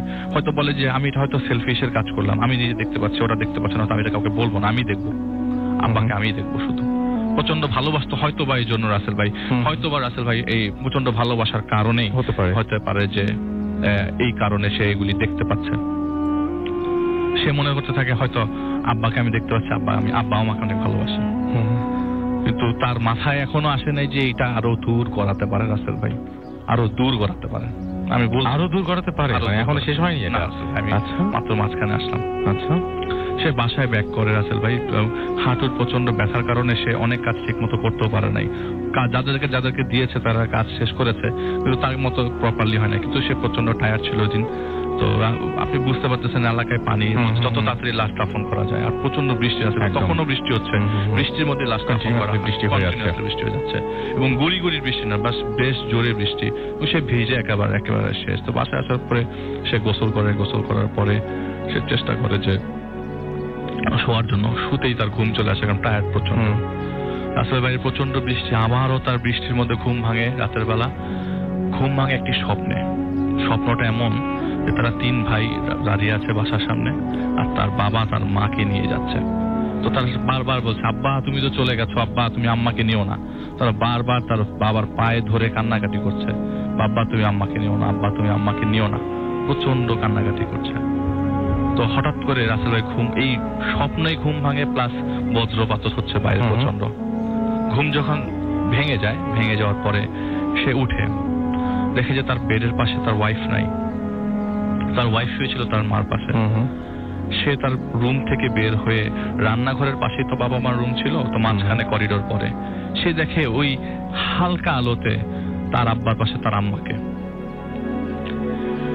তার আব্বার পাশে তার আম্মাকে না, আব্বাকে সে প্রপারলি দেখে না, কিন্তু আম্মাকে সে প্রপারলি দেখছে। কিন্তু এটা দেখার আগেই রুম থেকে চিৎকার হঠাৎ করে, সে ওঠার পরেই চিৎকারটা হয়েছে। সে দৌড়ে যায় রুমের মধ্যে, পানি পাড়িয়ে যায়, কারণ ওই মুহূর্তে যে সাপোর্টটা তারা নিত এক রুম থেকে আরেক রুমে যাওয়ার জন্য, এটা পানির নিচে ছিল। আচ্ছা, তাকে পানি পাড়িয়ে যেতে হয়। এবং রুমে যে দেখে যে খাটটা অনেক উঁচু করেছিল, তো ওই খাট থেকে পরে তার মা পানিতে পড়ে মারা গেছে। পানিতে পড়ে আছে, কোনো মুভমেন্ট নেই, কিছু নেই। তো মারা গেছে কেন বললাম, পাশে থেকে ডক্টর নিয়ে আসা হয়। আচ্ছা, ডক্টর নিয়ে আসার পর ডক্টর বলে যে উনি আর বেঁচে নেই। যেদিন বাবাকে কবর দিল, পরের দিন মা। এবং সবচেয়ে ইম্পর্টেন্ট কথা হচ্ছে রাসেল ভাই তার মাকে নিয়ে পরের দিন একইভাবে তারা সব ধরনের প্রসেস শেষ করার পর মাকে নিয়ে যখন মোহাম্মদপুর কবরস্থানে আসে, ঠিক বাবার পাশেই মাকে কবর দেওয়া হয়। এবং সব শেষে তার বাবা যখন কবর দিয়ে যখন ব্যাক করছে, আমি একটু শর্টকাটে বলে দিই, অনেকক্ষণ সময় নিয়ে ফেলেছি রাসেল ভাই। নো প্রবলেম, গল্প শুনি। আচ্ছা, সমস্যা নাই। তো রাসেল ভাই গল্পের কথা হচ্ছে যে মসজিদের মধ্যে যখন তিনি আবার জানাজা হয়, একই মসজিদে জানাজা হয়, তখন ইমাম সাহেব চোখের পানি ফেলে দেয় তাদের ঘটনা দেখে। তিনি আর বাকরুদ্ধ হয়ে যায়, কোনো কথা বলার মতো অবস্থা থাকে না, তাদের কোনো ভাইরই না। তার মাথাতে খালি কল্পনা হচ্ছে যে আমি কি দেখছি, আমি তো দেখেই যাচ্ছি, ঘটেই যাচ্ছে। মসজিদের মধ্যে তার মাকে সে দেখে নেই রাসেল ভাই, কিন্তু মসজিদের মধ্যে ঠিক একই ভঙ্গিতে তার বাবাকে দেখে। যখন দাফন শেষ হওয়ার পরে যখন বাবার পাশে মাকে কবর দেওয়া হয়, তিনি অনেকক্ষণ দাঁড়িয়েছিল রাসেল ভাই, কিন্তু কবরস্থানের আশেপাশে কাউকে দেখেনি। ঠিক যখন কবরস্থানের গেট থেকে বেরোচ্ছে ওই মুহূর্তে, তখন তিনি কবরের পাশে তার বাবাকেও দেখে, মাকেও দেখে। সবচেয়ে আশ্চর্যজনক অবস্থা। একইভাবে তো আবার সেই কবরে নেমে রাসেল ভাই তার মাকে শুয়ে রেখে কবর দিয়ে অনেকক্ষণ দাঁড়িয়েছিল যে দেখি তারা আসে কিনা। সবাই ডাকছে, এই তুই আসছিস, আসতে সাইদুর তুই আস, চলে আয়। কিন্তু তার মাথায় তো একটা ছিল, যদি আমি দেখি যদি একটু কথা বলতে পারি, যদি একটু কথা বলে তারা আমার রেসপন্স করে, তো সে দেখে যে অনেকক্ষণ ধরে আসছে না, সে ব্যাক করে। ব্যাক করার পরে যখন আবার সেই ঠিক মনের অবচেতনে, মানে মনের চেতনা কি এটা ছিল যে একটু তাকাবো কিনা, তাকাবো কি তাকাবো না, সে ঠিক পেছনে তার বাবার কবর দিকে তাকাতে দেখে বাবা মা দুইজন একসাথে বসে আছে, কিন্তু এই মুহূর্তে তারা আর কেউ কাঁদছে না। কেন এরকম দেখলো, এই জিনিসটা তিনি এখনো পর্যন্ত চিন্তা করে। এবং রাসেল ভাই যখন তার সাথে আমি কথা বলি, সে বলে যে আমি রাতের বেলা প্রায়ই স্বপ্নে আমার বাবাকে দেখি, প্রায়ই আমার বাবা আসে। আমার মাকে খুব কম সময় দেখি, কিন্তু বাবা মাঝে মধ্যে এসে আমার সাথে কথা বলে যায়, বলে যায় তুই এটা করবি, তুই এটা করবি, তুই এইটা করিস, তুই এই ডিসিশন নিস, তুই ডিসিশন নিস। বাড়িটা ভেঙে এখন অনেক বড় অ্যাপার্টমেন্ট হয়েছে, আমার বাবা প্রায় সময় অ্যাপার্টমেন্টের নিচে আসে, এবং আমি আপনার সাথে কথা বলছি এই মুহূর্তে আমার বাবা আপনার পাশে আছে। আমি তখন কি বলবো রাসেল ভাই বলেন? মানে রাইট দ্যাট মোমেন্ট উনি আচ্ছা, এটাই ছিল রাসেল ভাই ঘটনা। আপনি কি এটাকে ভূতের ঘটনা বলবেন? না, এটা খুবই অদ্ভুত একটা ঘটনা। আমি জানি না, আমি তো এগুলো জিনিস খুব কম বুঝি, বাট আমাকে যেটা মনে হলো সেটা হচ্ছে যে এই জিনিসটা যদি কারোর সাথে ঘটে, ব্যাপারটা যে খুবই মানে যে কেউ শোনার পরে খুব বেশি ইমোশনাল হয়ে যাবে, কিন্তু ব্যাপারটা খুবই হৃদয় বিদারক, মানে খুব কষ্টের, খুবই দুঃখের, এবং মানে কি বলবো, মানে রাসেল ভাই আমি যখন কিছু বলার নেই। আমি যখন শুনি রাসেল ভাই ঘটনাটা, তখন সে চোখ বন্ধ করে একের পর এক চোখের পানি ফেলে যাচ্ছে তো যাচ্ছে, খুবই স্বাভাবিক। মানে আমি রাসেল ভাই এটা হয়তো আমার বলা উচিত হয় না এই রেডিওতে, হয়তো আমার রেডিওতে বলা উচিত হয় না, কারণ এটা অনেকটু টাচি একটা ঘটনা, হয়তো ভয়ের কোনো ঘটনা, হয়তো ফক করে কেউ গলায় ধরছে না, হয়তো কেউ কাউকে ভয় দেখাচ্ছে না, কিন্তু একটা অবয়ব যাকে আপনি মাটি দিয়ে ফেলছেন তাকে বারবার দেখাটা না, এটা খুবই ভয়ঙ্কর, এটা খুবই ভয়ের। এবং আশা করছি যে যারা শুনছেন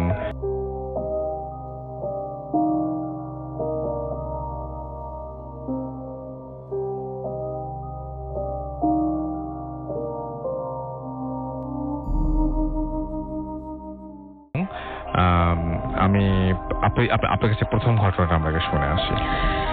আসসালামু আলাইকুম লিসেনার্স, সবাইকে শুভ নববর্ষ। আশা করি আজকের এপিসোডটা সবারই অত্যন্ত ভালো লাগছে। আমি তো খুব মনোমুগ্ধ হয়ে শুনছিলাম।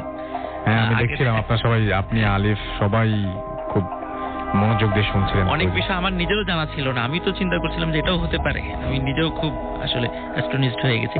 তো যাই হোক, আজকে আমি রাসেল ভাই যে ঘটনাটি শেয়ার করব, আমি লিসেনারদের অনুরোধ করব যে ঘটনাটি একটু মনোযোগ দিয়ে শোনার জন্য, এবং এখানে অনেক কিছু শিক্ষণীয় আছে, সেটা আমি বলবো ইনশাআল্লাহ ঘটনাটি শেষে।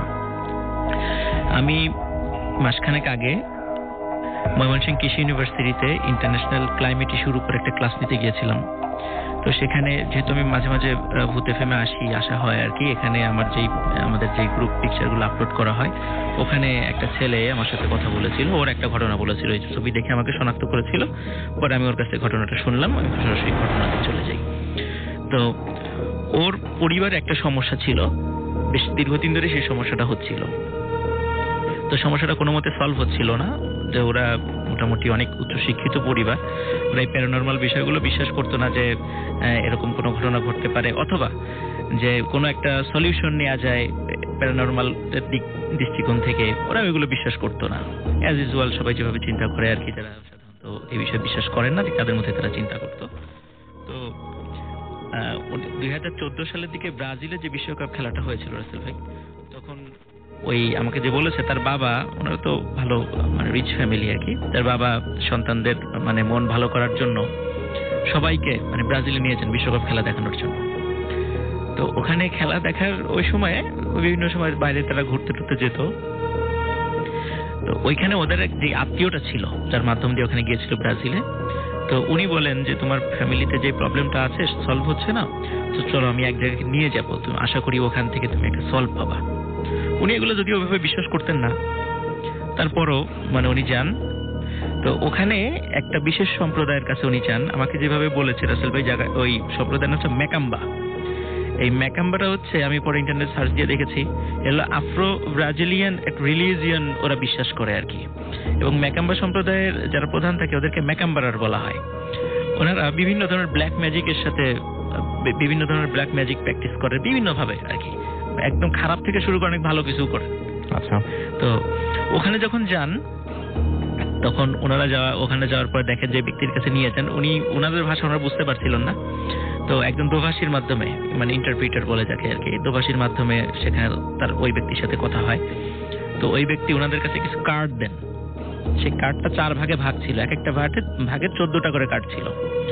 তো 4টা কার্ড টানতে বলেন ওই যেই আঙ্কেল গিয়েছিলেন আর কি ওখানে। তো 4টা কার্ড টানার পরে উনি ওই দোভাষীর মাধ্যমে কিছু কথা বলেছিলেন, কিছু প্রশ্ন করেছিলেন, তো উনি ওই প্রশ্নগুলোর উত্তর দিয়েছিলেন।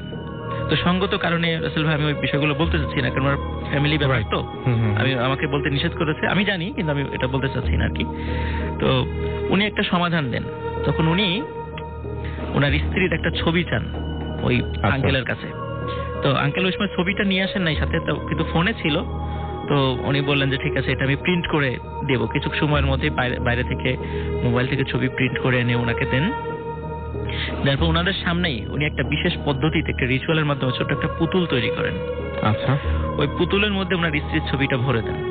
আচ্ছা। এখন উনি ওইভাবে বলেছেন যে এটা নিয়ে আপনি বাসায় চলে যান, বাসায় গিয়ে এটা রেখে দেন, আশা করছি সমস্যার সমাধান হবে। কিন্তু আপনি এই সমস্যার সমাধানের জন্য আরো কিছু সমস্যা ফেস করতে পারেন, সেগুলোর জন্য আপনি প্রস্তুত তো?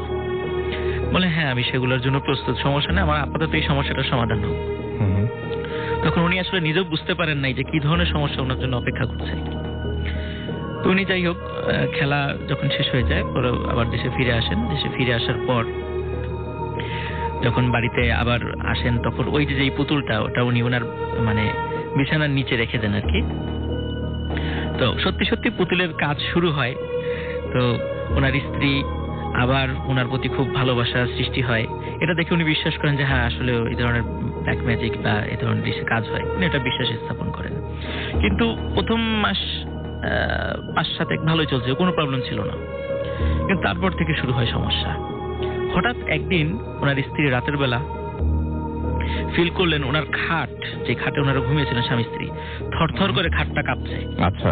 ওনার স্ত্রী মনে করছিল মনে হয় ভূমিকম্প হচ্ছে। তো উনি চিৎকার চেঁচামেচি করে হাজবেন্ডকে খুব ডাকেন, কিন্তু হাজবেন্ডের কিছুতেই ঘুম ভাঙে না। তখন উনি তাড়াতাড়ি বাচ্চাদেরকে টেনে হিঁচড়ে তাড়াতাড়ি বলে যে ভূমিকম্প হচ্ছে, চলো। বাচ্চারা বলে কোথায় ভূমিকম্প, আমরা তো কিছু ফিল করছি না। না, আমি বুঝছি ভূমিকম্প হচ্ছে, তাড়াতাড়ি চলো। তারা ভূমিকম্প করে চিৎকার করতে করতে একদম বাসার নিচে চলে যান। দারোয়ান ঘুম থেকে জেগে যায়, বলে কি হয়েছে, বলে ভূমিকম্প। বলে কই, আমরা তো কিছু শব্দ শুনি নাই। এদিকে ওনাদের চিৎকার চেঁচামেচি পাশের ফ্ল্যাটের লোকজন ঘুম ভেঙে যায়। ওরা বলে কি হয়েছে, কই ভূমিকম্প। তো আমরা তো কিছু টের পাইনি। এসব মিলে মানে সবাই খুব বিরক্ত হন ওই রাতের বেলা ওনাদের উপরে, এইভাবে মধ্যরাতে চেঁচামেচি করে ঘুম ভাঙিয়ে দিল। তো এরকম রাসেল ভাই এই মাঝে প্রায়শই রাতেই এই সমস্যাগুলো হচ্ছিল, এবং ওনারা ওই যে ভূমিকম্প চিৎকার করে, এবং ওনার হাজবেন্ড মানে এমন ভাবে ঘুমিয়ে থাকেন ওই সময়টাতে, উনি কিছুতেই ওনার ঘুম ভাঙে না, উনি কিচ্ছু বলতে পারেন না। অনেক ডাকাডাকি করার পরে ওনার ঘুম ভাঙে না। যাই পুরা বিল্ডিং এর লোকজন ওনাদের প্রতি খুবই ফেড আপ হয়ে গেছে যে এনারা সবাই পাগল হয়ে গেছে, মধ্যরাতে ভূমিকম্প করে করে মানে মানুষকে বিরক্ত করে। ওনাদের মানে মানসিক রোগের ডাক্তার দেখানো দরকার, এরকম অনেকে বিভিন্ন ভাবে ওনাদেরকে এরকম কথা বলতে থাকেন। এর মধ্যে রাসেল ভাই কি হয়, একদিন ওনার স্ত্রী সত্যি সত্যি যখন আবার দেখেন যে ওনার ওই খাটটা থরথর করে কাঁপছে, তখন উনি ফিল করলেন, উনি ওনার হাজবেন্ডের গায়ে যখন হাত দিলেন, দেখলো আসলে ওনার হাজবেন্ডের শরীরটাই থরথর করে কাঁপছে। আচ্ছা। এবং ওই কাঁপার কারণেই ওই খাটটাও কাঁপছে, মানে এত মানে হাজবেন্ডের শরীরটা শেক হচ্ছিল ওখানে। তো উনি বিষয়টা প্রথমে ভয় পেলেন, বলে যে না, আসলে ভূমিকম্পটা না, এতদিন ভুল হয়েছে, বিষয়টা আসলে আমার হাজবেন্ডের শরীর থরথর করে কাঁপছে। কিন্তু এরকম কাঁপার কারণটা কি, এটা ওনার স্ত্রী কোনো মতেই বুঝতে পারেন নাই। এই ঘটনা যখন 8 মাস হয়ে যায়, তখন একটা অদ্ভুত ঘটনা ঘটে। সেটা হচ্ছে ওনাদের বাড়িটা 5 তলা ছিল। তো 5 তলার একদম নিচে প্রতি শুক্রবার সন্ধ্যার পর একটা বেটে আকৃতির বিড়াল, একদম কুচকুচে কালো বিড়াল, মানে বিড়াল সেটা ছোট না বড়ও না, মানে আমরা বামন সাইজের মানুষ দেখি যেরকম, ঠিক ওরকম মনে হয় বিড়ালটা বেটে, খুবই মোটা, অস্বাভাবিক রকমের মোটা, কিন্তু বেটে, এবং এমন ভাবে তাকিয়ে থাকে বিড়ালটা দেখলে মানে তার চোখের দিকে তাকালেই মানুষ মানে ভয় পেয়ে যাবে। আমাকে যেভাবে বলেছে, তো বিড়ালটা শুধুমাত্র শুক্রবার সন্ধ্যার পর থেকে শনিবার সন্ধ্যা পর্যন্ত ওই বাড়ির চারপাশে ঘোরাফেরা করতো, এবং পুরা সপ্তাহ তাকে দেখা যেত না।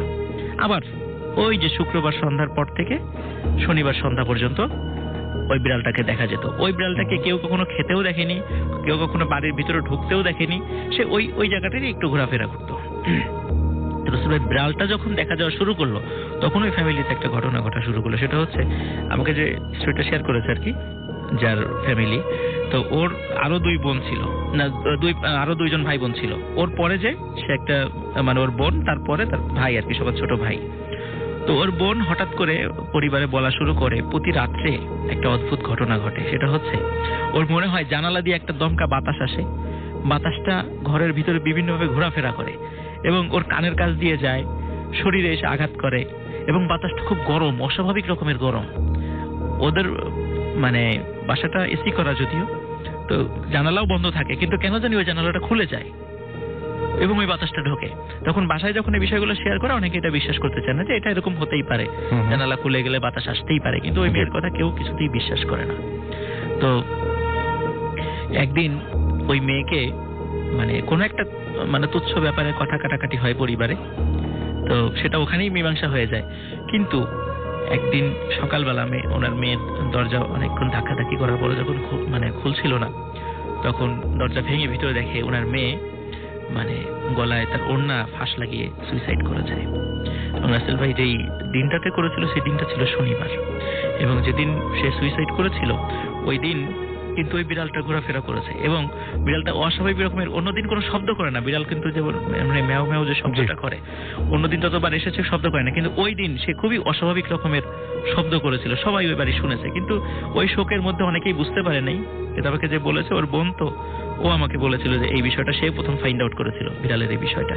আচ্ছা, এরপরে এরকম ঘটনা ঘটে, ওই যে ভূমিকম্পের ওই বিষয়টা, এইটা কিন্তু চলছিল, কিন্তু ওই মহিলা যখন তার হাজবেন্ডকে বলে যে এরকম সমস্যা, ওই হাজবেন্ড বলে কই আমি তো কিছুই বুঝি না, আমার তো কিছু ফিল হয় না, উনি কিছুই বুঝতে পারেন নাই। তো এই ঘটনা যখন ওই ছেলের বোন মারা যাওয়ার পর এর মাঝখানে কোনো সমস্যা ছিল না, কিন্তু ওই প্রতি শুক্রবারের ওই সময়টাতে এবং শনিবার পর্যন্ত ওই বিড়ালটা দেখা যেত সপ্তাহে। কেউ ওই বিড়ালটাকে কিছু বলতো না এবং বিড়ালটা দেখলেই ভয় লাগে, কেউ মানে বলারও সাহস পেতো না যে মানে ধমক দেবে বা সরিয়ে দেবে এরকম কিছু। তো যাই হোক, এর ভিতরে একটা ঘটনা ঘটে, সেটা হচ্ছে ওই ছেলের যে একদম ছোট ভাই, সে ছোট ভাই একদিন সেই ওর বোনের সাথে যে ঘটনা ঘটেছিল একই রকম বিষয় বলতে থাকে যে আমার মনে হয় রাতের বেলা আমার জানালাটা হঠাৎ করে খুলে যায়, একটা বাতাস ঢুকে ঘরের বিভিন্ন জায়গায় আঘাত করে এবং সে বুঝতে পারে সেটা, এবং তার শরীরেও এসে আঘাত করে, তার কানের কাছ দিয়ে চলে যায়, মাথার উপর দিয়ে চলে যায় এবং গরম, বাতাসটা অস্বাভাবিক রকমের গরম। তখন ওনারা এই বিষয়টা একটু উপলব্ধি করা মানে শুরু করেন যে আসলে এরকম একটা ঘটনা ঘটেছিল, কিন্তু বলেছিল যে না, তার মেয়েটা তো একটা ঝগড়াঝাটির কারণে হয়তো সুইসাইড করেছে, এর সাথে ওইটার কোনো সম্পর্ক নাই। তো রাসেল ভাই, তো একদিন শুক্রবারে সন্ধ্যার পর ওই ছেলেটা অল্প বয়স ছিল হলেও ওর নিজস্ব একটা প্রাইভেট কার ছিল, ড্রাইভারও রেখে দিয়েছিলেন তার বাবা। তো ছেলেটা শুক্রবার রাতের বেলা হঠাৎ করে তার ইচ্ছা করে সে ঢাকা নারায়ণগঞ্জ যে এমনি একটু লং ড্রাইভে বেরোবে বাসা থেকে। তো ড্রাইভার সাথে থাকলেও ড্রাইভারকে সে বলে যে তুমি পিছনে বসো, আমি গাড়ি চালাবো। তো ড্রাইভার পিছনে বসে সে নিজেই ড্রাইভিং করা শুরু করে। তো ঢাকা নারায়ণগঞ্জ রাস্তার একটা জায়গায় এসে সম্পূর্ণ মানে গাড়ির ব্রেকও সব ঠিক ছিল, সবই ঠিক ছিল, কোনো জায়গার সাথে সংঘর্ষ হয় নাই। হঠাৎ গাড়ির মধ্যে ড্রাইভারের ভাষ্য অনুযায়ী, ড্রাইভারও খুব আহত হয়েছিল আর কি, কিন্তু বেঁচে গেছে। ড্রাইভারের ভাষ্য অনুযায়ী ও গাড়ির মধ্যে গাড়ি চালানোর সময় খুব অস্বাভাবিক রকমের আচরণ করা শুরু করে। আচ্ছা, ঠিক মনে হয় যে ও গাড়ির স্টিয়ারিংটা ধরে অস্বাভাবিক রকমের নড়াচড়া করছে, ওর ঘাড় ডানে সামনে বায়ে অস্বাভাবিক রকমের বাঁকা করছে। এরকম এই একটা পর্যায়ে পিছন থেকে ড্রাইভার বলে, স্যার কি করছেন, ভালো করে গাড়ি চালান। কিন্তু এই কথা বলতে বলতে হঠাৎ করে গাড়িটা রাস্তার পাশে খাদে নামে এবং মারাত্মকভাবে ড্রাইভার আহত হয়, কিন্তু ওই সন্তানটা মারা যায়। এবং ওই ছেলেটা যেদিন মারা গিয়েছিল ওই বিড়ালটাও কিন্তু খুবই অস্বাভাবিক রকমের শব্দ করেছিল ওই ওর বাড়ির চারদিক দিয়ে। তো রাসেল ভাই, এইটা 2 সন্তান মারা গেল। তো যাই হোক, এরপরে ওনার যে বাবা, যে ছেলেটা আমাকে বলেছে তার বাবা, তো বাবা উনি নিজেই, ওনার ড্রাইভার ছিল না, উনি নিজে একটা মার্সিডিজ বেঞ্জ গাড়ি চালাতেন আর কি। তো উনি যখন বাসা থেকে বের হন, গাড়ির চারদিকে কাচ, মানে কালো রঙের কাচ ছিল আর কি ওইটা। তো বাসা থেকে বের হন, সবাই দেখলো যে গাড়ি, বাসা থেকে উনি বের হয়ে শুধু গেট থেকে বের হয়ে গাড়িটা থেমে গেল, আর গাড়িটা সামনেও হয় না পিছনেও আসে না। সবাই মনে করেন হয়তো বা উনি গাড়ির মধ্যে ফোনে কথা বলছে, এই জন্য গাড়ি থামিয়ে হয়তো ফোনে কথা বলছে, কিন্তু না, অনেকক্ষণ কয়েক ঘন্টা একই রকম অবস্থা থাকার পরে উপরে খবর দেওয়া হলো যে দেখেন তো গাড়িতে উনি মানে সামনে স্টিয়ারিং এর উপরে মাথাটা দিয়ে কেমন করে যেন পড়ে আছেন, বা সামনের কাছ থেকে যেটা দেখা যাচ্ছিল আর কি। তখন বাড়ির সদস্যরা নামেন, আমাকে যে বলেছে যে তার বাবা আর কি, সন্তান নামেন, তার স্ত্রীও নামেন, এবং বিকল্প চাবি দিয়ে যখন দরজাটা খোলা হয় তখন আসলে অদ্ভুত ব্যাপার, ওই যে ব্যক্তিটা ওনার চোখ, নাক, মুখ এবং কান সব দিক দিয়ে মানে এত পরিমাণ ব্লিডিং হয়েছে, মানে এটা অস্বাভাবিক। মানে উনি ব্লিডিং এ মারা গেছেন, কিন্তু চোখ দিয়ে রক্ত পড়েছে এইভাবে অস্বাভাবিক, এটা মানে কোনো মানে এটা কোনো ব্যাখ্যা নেই। এবং ওনাকে ডাক্তারের কাছে যখন নিয়ে যাওয়া হয়েছিল, ডাক্তার বলেছিল যে মেডিকেল সায়েন্সে এটার কিছু ব্যাখ্যা আছে, কিন্তু সেটাও অ্যাবসোলিউট না যে হঠাৎ করে এরকম হয়, মানে চোখ দিয়েও রক্ত পড়া। তো আসলে ঘটনা যেটা সেটা হচ্ছে যে আমাকে যে বলেছিল, ও খেয়াল করেছে ওর বাবার গাড়ির চাকায় অনেক রক্ত লেগে আছে। তো মনে হচ্ছিল যে একটু আগেই ওর বাবা কোনো কিছু হয়তো পিষে দিয়ে চলে এসেছে গাড়িটা নিয়ে। গাড়িটা তো মানে জাস্ট একটা মানে অল্প কিছু দূরে অল্প মানে জাস্ট খালি বাসার থেকে গড়িয়ে বের হয়েছে। মানে কিছু মানে মনে করছে হয়তো বা ইঁদুর বা বিড়াল হতে পারে, কিন্তু যেটাই মারা গেছে তার কোনো ডেড বডি পাওয়া যায় নাই। কিন্তু এত পরিমাণ রক্ত, মনে হচ্ছে যে বড় কিছুকে চাপা দিয়েছেন উনি। আচ্ছা, কিন্তু কি দিয়েছেন ওখানে কিছু পাওয়া যায় নাই। এবং ওই দিনটা ছিল রাসেল ভাই শনিবার। আচ্ছা, এবং ওই শনিবারের পর থেকে আর কখনোই ওই বিড়ালটাকে দেখা যায় নাই ওদের বাড়িতে। তো এটাই ছিল ওর ফ্যামিলির সাথে ঘটনা। আর রাসেল ভাই, এখানে একটা বিষয় আমি বলতে চাই লিসেনারদের উদ্দেশ্যে, যে আমাদের ব্যক্তি জীবনে অনেক প্রবলেম আছে, অনেক সমস্যা আমরা ফেস করি। সেই সমস্যার সমাধানেরও অনেক পদ্ধতি রয়েছে, অনেক বিষয় আছে, কোরআন এবং সুন্নাহ অনুযায়ী অনেক তদবির আছে এবং অনেক আমল আছে। তো আমাদের উচিত সেই বিপদগুলোতে ধৈর্য হারা না হয়ে কোরআন এবং সুন্নাহ অনুযায়ী সেই সমস্যাগুলোর সমাধান করা।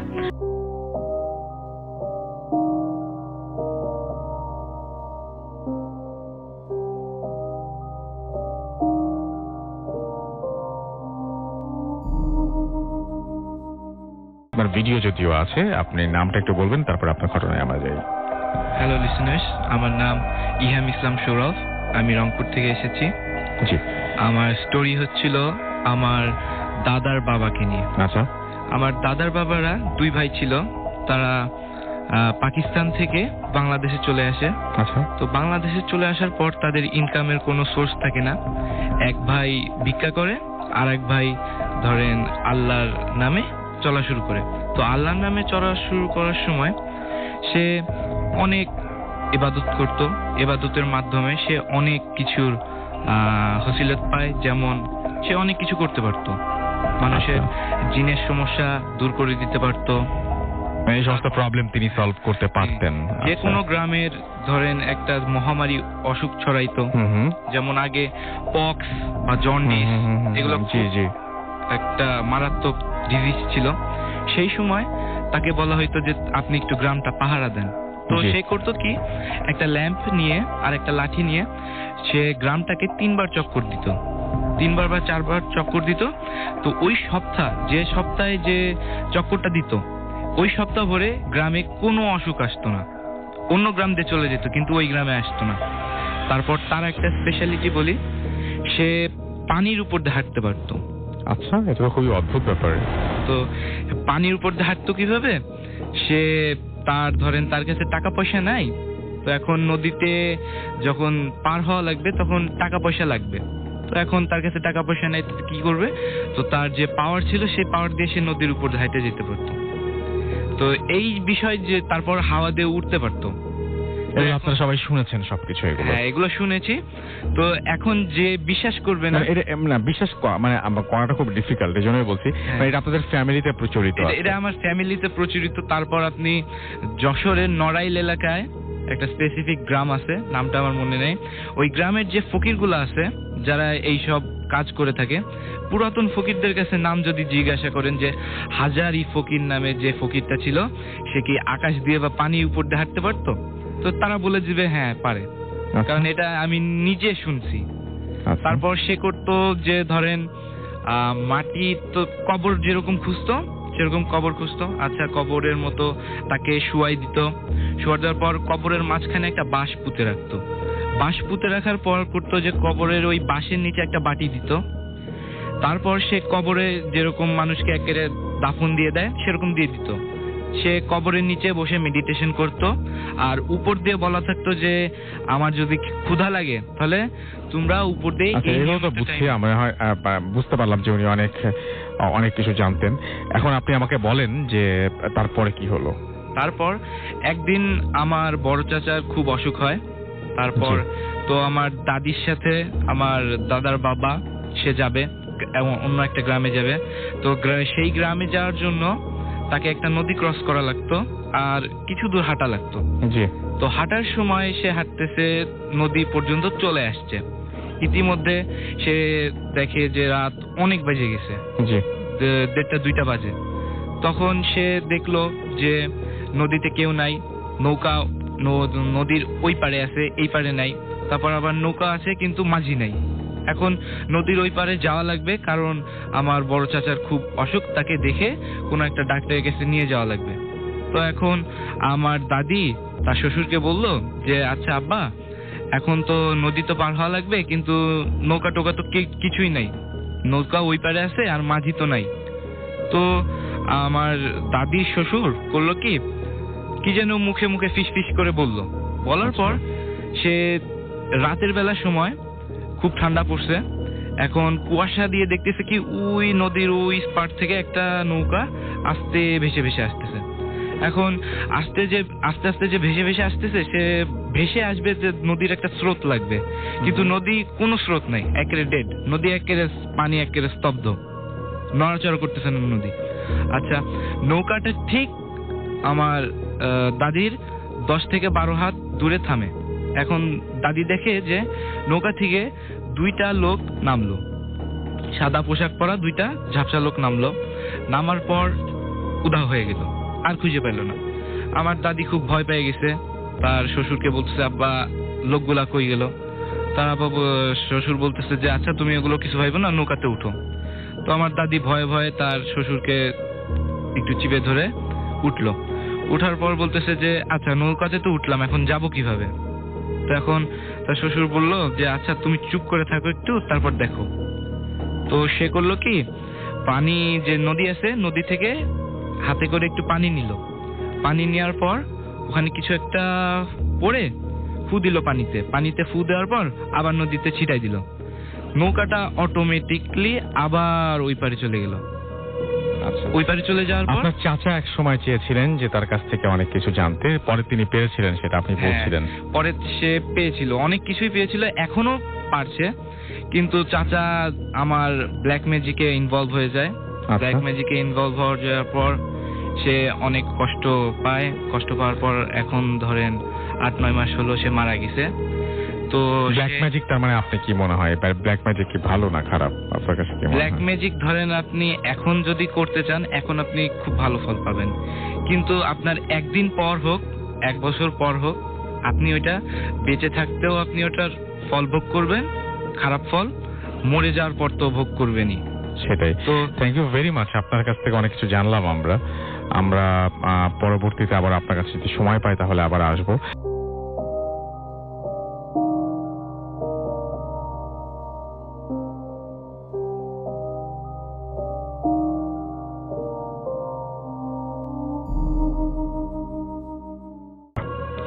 ধন্যবাদ রাসেল ভাই, ধন্যবাদ শ্রোতাবৃন্দ। আমি সোহাগ, আমি আরেকবার আমাকে সেকেন্ড টাইম আসা হলো।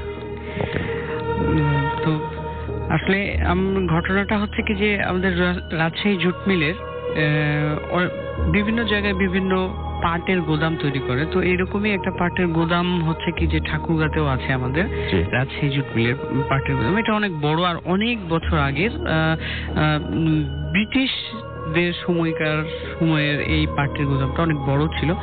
যখন সিজন আসে তখন হচ্ছে এই পাটের গোদামগুলো হচ্ছে পাটের খোলা হয়, মানে কিনে পাট গোদামজাত করা হয়। তো সম্ভবত কয়েক বছর আগে আমাদের যখন হচ্ছে আমাদের নতুন একজন ডিজেম আসে আমাদের রাজশাহী জুট মিলে, উনি আমাদের একজন সিকিউরিটি সদস্য ওই পাটের গোদামে নিয়োগ দেন যে ওখানে পাট কেনা হচ্ছে, ওখানে থাকতে হবে।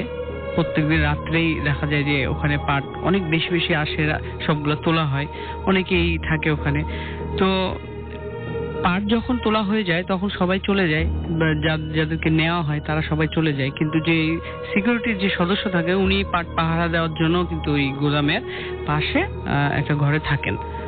সো প্রত্যেকদিন থাকতে থাকতে একদিনকে রাত্রে কি হলো যে সে আরো একটা জিনিস বলে রাখি যে সেখানে হচ্ছে কোনো বিদ্যুতের ব্যবস্থা নেই এখনো, সেটা হচ্ছে মানে পরিত্যক্তর মতোই, যখন যখন পাট কেনা হয় তখন খোলা হয়, তাছাড়া খোলা হয় না ওটা। আর সেখানে বিদ্যুৎ নাই, সেখানে আজও কুপি বাতি জ্বালিয়ে হচ্ছে কি যে রাখা হয়। তো একদিনকে রাত্রে উনি শুয়ে আছেন তার ঘরের মধ্যে, শুয়ে থেকে ওই কুপি বাতি জ্বালিয়ে রেখেছেন। জ্বালানোর পরে তিনি একটার সময় ঘুমিয়ে গেছেন, অনেক রাত্রে বাতি তো একটা সময় যে নিভে যায়, বাতি নিভে গেছে। তারপরে অনেক রাত্রে তিনি শুধুমাত্র শুনতে পেলেন যে দরজার আওয়াজ হলো। তিনি কিছু না মনে করে কাত হয়ে দরজার বিপরীত দিকে, তার মানে হচ্ছে দেয়ালের দিকে কাত হয়ে শুয়ে আছেন। শুয়ে থাকার পরে তিনি শুনতে পেলেন যে দরজার আওয়াজ হলো, সেটা কিছু মনে করেননি তিনি। তারপরে কি হলো যে তিনি যে কাত হয়ে শুয়ে আছেন তার পিঠের সাইডে বিছানার উপরে কেউ একজন এসে বসলো। বসার পরে তার মানে মাথাটা কাত হয়েছিল, মাথার উপরে এই এক গালের উপরে আর এমন ভাবে হাত দিয়ে চেপে ধরে রেখেছে বালিশের উপরে, সে মাথাটা ঘুরে দেখতে পাচ্ছে না যে সে কি মানে কে, এই যে আমার পাশে বসে আছে সে কে ছিল। মানে পিঠের সাথে পিঠ ঘিসে এমন ভাবে বসে আছে যে সে ঘুরতেও পারছে না যে কে বসে আছে, একবার দেখি। সে অনেক স্বাস্থ্যবান লোক ছিল, সে অনেকবার চেষ্টা করেছে, তার সাথে ধস্তাধস্তি শুরু হয়ে গেছে যে আমি একবার ঘুরে দেখি। একটা সময় যে কি হয়েছে যে সেই লোকটা সিকিউরিটি সদস্য যে ছিল উনি আস্তে আস্তে শক্তি দিয়ে আস্তে আস্তে দাঁড়াই গেছে। দাঁড়ানোর পরেও দেখছে যে তার পিঠের সাথে ওই যে জিনিসটা বসেছিল, যিনি বসেছিলেন ওইভাবে লেগে আছেন, আর হচ্ছে তার মুখটাকে ওইভাবে ধরে রেখেছে যেন তার মুখটা ঘুরতে না পারে, কারণ ঘুরলেই তো সে দেখে নেবে। ঠিক তখনই তারপরে এইভাবে ধস্তাধস্তি চলতে চলতে একটা সময় আবার তাকে ক্লান্ত করে ফেলেন, উনি আবার তাকে বিছানার উপরে ফেলে দেন। ওই যিনি তার পিঠের সাথে লেগে আছেন উনি ওই সিকিউরিটি সদস্যটাকে আবার বিছানায় ফেলে দেন। বিছানায় ফেলে দেওয়ার পরে এবার তিনি একেবারে একটু শক্তি জোগাই নেন, জোগাই নিয়ে তারপরে আমরা যেটা বলি না শক্তির কাজ করতে গেলে দেখা যায় যে আমরা স্মরণ করি ইয়ালি বলে উঠি, ঠিক এইভাবে তিনি ইয়ালি বলে উঠে দাঁড়িয়েছেন। দাঁড়ানোর পরে তিনি দেখছেন কি যে আর কেউ নাই, কোনো দিকে কেউ নাই, বাতিটাও বন্ধ হয়ে আছে। তিনি ম্যাচটা কোনোভাবে খুঁজে পেয়ে ম্যাচটা জ্বালিয়ে বাতি জ্বালিয়ে দেখছে কি যে তার ঘরের দরজা ভেতর থেকেই লাগানো, তার ঘরের দরজাটা আর হচ্ছে কি যে ভিতর থেকে লাগানো, ঘরের মধ্যে কেউ নাই। চারিদিকে বাতি দিয়ে তিনি দেখেন ঘরের ভিতরে কেউ নাই। সেই রাত্রি তিনি পার করেন। তারপরে 2-3 দিন পরে তিনি হচ্ছে কি যে ডিজেম সাহেব, নতুন ডিজেম সাহেব আসেন, ওনাকে বলেন যে আমি এখানে থাকবো না। তারপর ডিজেম সাহেব অনেক অনুনয় বিনয় করে তাকে ওখানে রাখেন। ঠিক তার কয়েকদিন পরে আবার যে ঘটনাটা হয়, ঠিক মাগরিবের আজানের পর তিনি হচ্ছে খাওয়া দাওয়া করে নামাজ কালাম আদায় করে খাওয়া দাওয়া করে তিনি শুয়ে পড়েন। শুয়ে পড়ে ওই কুপি বাতিটা টিপ টিপ করে জ্বালিয়ে রাখেন। একটা সময় যে কুপি বাতিটা নিভে যায়, ঠিক তখনই দেখা যায় কি যে ওই যেই ঘরে তিনি থাকেন ওই ঘরের দরজাটা খুলে গেছে। খুলে যাওয়ার পরে 2জন মেয়ে তার ঘরে এসেছে।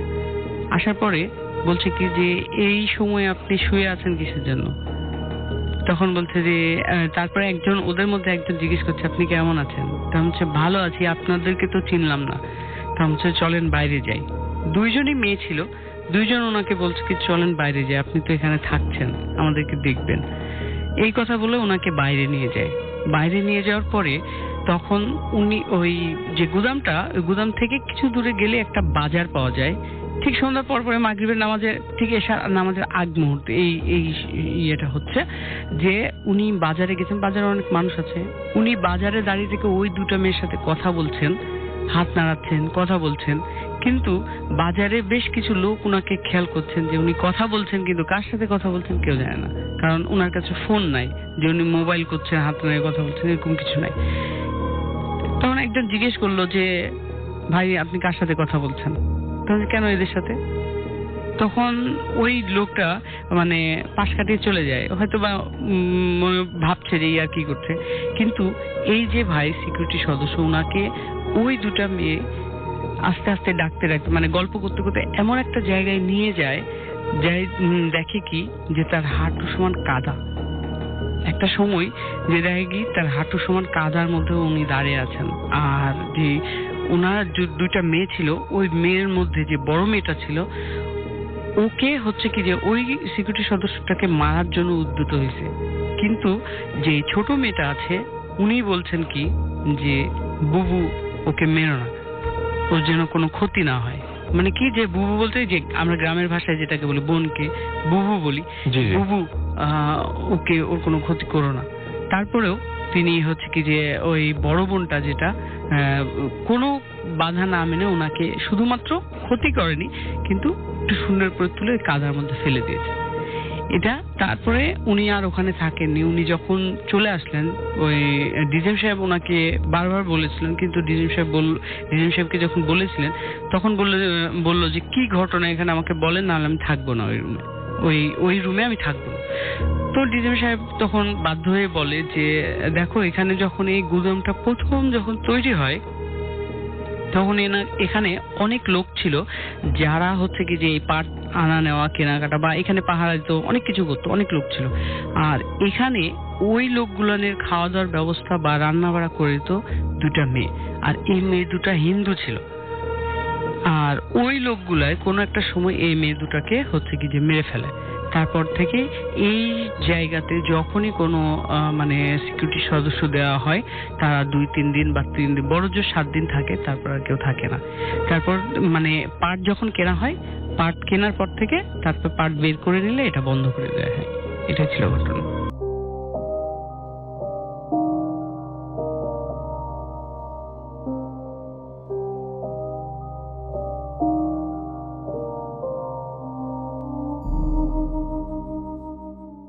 আরিফের কাছে।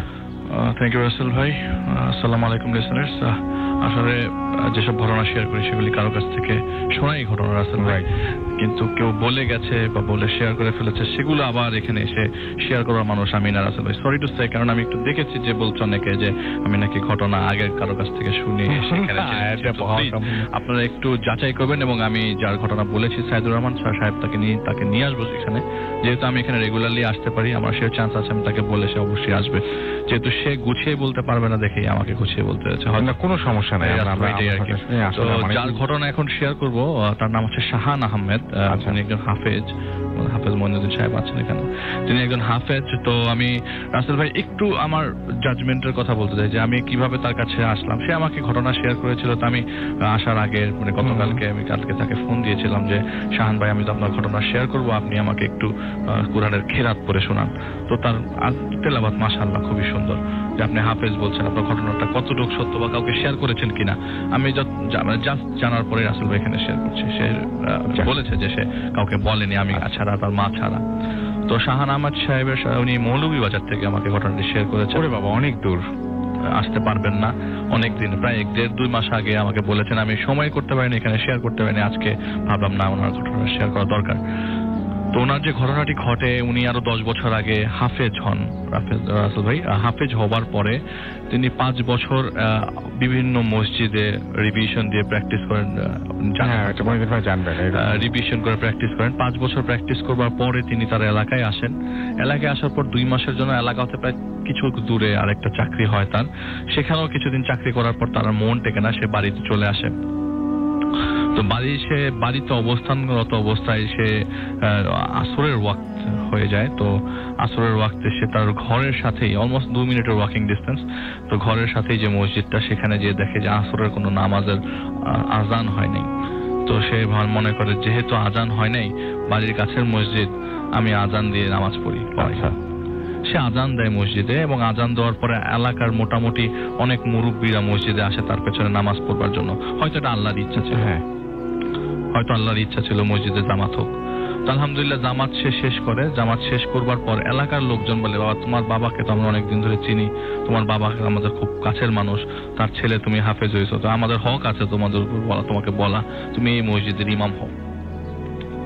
তো এই মসজিদে কিছুদিন আগে ইমাম ছিল, কিন্তু ইমাম যাওয়ার পরে রাসেল ভাই এখানে কেউ নামাজ পড়াতো না বা নামাজ হতো না। পাশে আরেকটা বাড়িতে ওইখানের মসজিদে সবাই নামাজ পড়তো। তো মসজিদে ইমাম হওয়ার জন্য অনেক জোর জবরদস্তি করার পরে সে রাজি হয়, ঠিক আছে এই মসজিদে সে ইমাম হবে।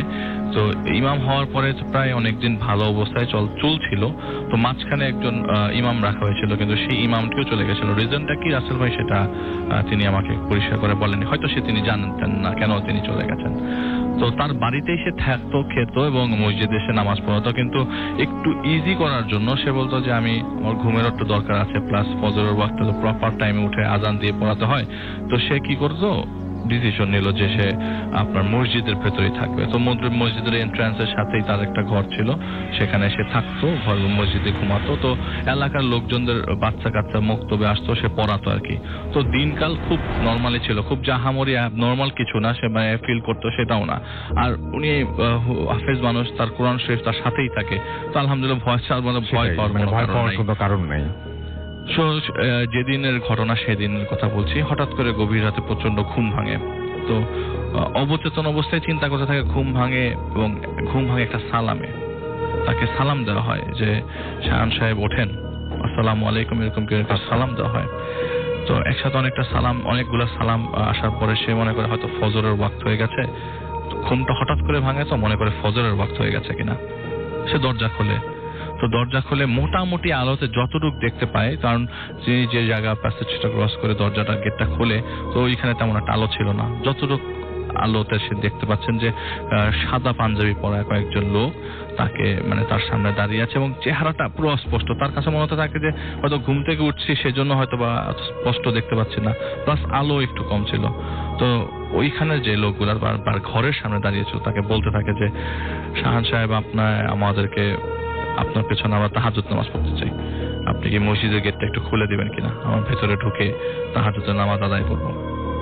তো সে কোনো কথা চিন্তা না করে ওয়াশরুম থেকে বাথরুম করে উজু করে পাঞ্জাবি পরে গেটের কনস্টেবল খুলতেই তারা পেছনে পেছনে আসতে থাকে। তিনি এত কিছু খেয়াল করেন এই অন্ধকারে, কিন্তু তাদের গায়ে তাদের ওই এনভায়রনমেন্টে একটা সুগন্ধ, এত সুন্দর গন্ধ আসতে থাকে যে এত সুন্দর আতরের গন্ধ তিনি আগে কখনো পান নাই। তো এক প্রকার মনের মধ্যে অবচেতন মনে চিন্তা করতে থাকে যে ইস, আমার গায়ে যদি আতরের গন্ধটা থাকতো খুব ভালো লাগতো, গন্ধটা যাচ্ছেই না। তো পাশ থেকে একটা লোক বলে, না, আপনার গায়ে আতরের গন্ধটা দেওয়া যাবে না, আতর থাকলে আপনার ক্ষতি হবে। তো তার কথা চিন্তা করতে থাকিস। আমি তো মনে মনে চিন্তা করলাম, আমি তো বলিও নাই, কিন্তু সেটা কিভাবে বললো, এই কথাটা জাজ করার আগেই সে বললো তো যে আপনাদের গায়ে তো আতরের গন্ধ আছে, আমার গায়ে থাকলে কি সমস্যা। তো এই কথাটা বলার পর তিনি বলে যে আপনি গেট খুলুন। তো গেট খুললো। গেট খোলার পরে মসজিদের ভেতরে সামান্য একটু আলো, ওই যে লাল এবং সবুজ ছোট বাতি যে জ্বালানো থাকে, একটা সবুজ বাতি জ্বলছিল মসজিদের ভেতরে। তো উনি ঢোকার পরেই লোক যারা তার পেছনে পেছনে ঢুকলো তারা বললো যে দয়া করে লাইট জ্বালাবেন না, আমরা লাইট না জ্বালিয়ে আপনার পেছনে নামাজ পড়বো। তো তিনি চিন্তা করলেন লাইট একবার অন্ধকার হয়ে গেলে সিজদাতে যাওয়ার পরে তো কিছু আলো তো দেখতে হবে না, তো নামাজ নাকি হবে না তার কথায় ভাষ্য মতে। তো বলে যে আমি দেখছি যে সামান্য আলো আছে, তো ইনশাল্লাহ সমস্যা হবে না, নামাজ পড়াতে পারবো। তো তিনি তাহাজ্জুদ নামাজের জন্য কাতারে দাঁড়িয়ে যায়। কাতারে যে কজন লোক ছিল তারা সে দেখছে যে পিছনে 4-5 জন লোক, তাদের পাগড়ি, মাথার উপরে পাগড়ি নাকি গম্বুজ এত বড়, এটা কি মাথার উপরে, চেহারাও পরিষ্কার না, একদম ঝাপসা চেহারা, একদম ঝাপসা চেহারা, পরিষ্কার চেহারাই না। অনেকে বলে যে হাফেজ সাহেব এখানে আছেন, অনেকেই বলে যে খুব কর্কট চেহারা, বিকট দৃষ্টি, কাটা কাটা চেহারা, মুগ্ধ, একদম ঝাপসা চেহারাগুলা। মাথার উপরে কি গম্বুজ নাকি সাদা, এটা কি এত বড় পাগড়ি, তার মাথার মধ্যে কিছু আসছে না। সে বললো যে আচ্ছা ঠিক আছে স্টার্ট করি, এবং মনে মনে চিন্তা করলো যেহেতু তাহাজ্জুদের নামাজ কেরাত একটু বড় করে পড়বো, কেরাত একটু বড় করে হবে। তো সে কিরাত পড়া শুরু করলো। একটা পর্যায়ে কিছুক্ষণ পর তার মনে হলো না, হ্যাঁ আমি রুকুতে যাব। সে রুকুতে যাওয়ার পর হাঁটুতে ধরে যখন নিচে তাকিয়ে আছে, হঠাৎ করে দেখে যে তার পাশে যেসব লোক ছিল তাদের কারোরই পা মাটিতে নাই। তো তিনি যখন রুকুতে আছে, সিজদায় যাবে কি, সে চিন্তা করতে থাকলো আমার সাথে কি হচ্ছে। সে জাস্ট দাঁড়ানোর পরে চিন্তা করলো যে এরকম যদি হতো, আমি যদি জানতাম তাদের পা মাটিতে থাকবে না, তাহলে আমি কিরাত পড়তেই থাকতাম, আমি নন স্টপ কিরাত পড়তে থাকতাম, আমি যাইতামই না রুকুতে। কিন্তু পেছনে তাকিয়ে দেখে যে তার পেছনে ওই 5 জন অনেক মুসল্লি, অনেকেই সাদা কাপড় পরা মসজিদের তার পেছনে দাঁড়িয়ে আছে।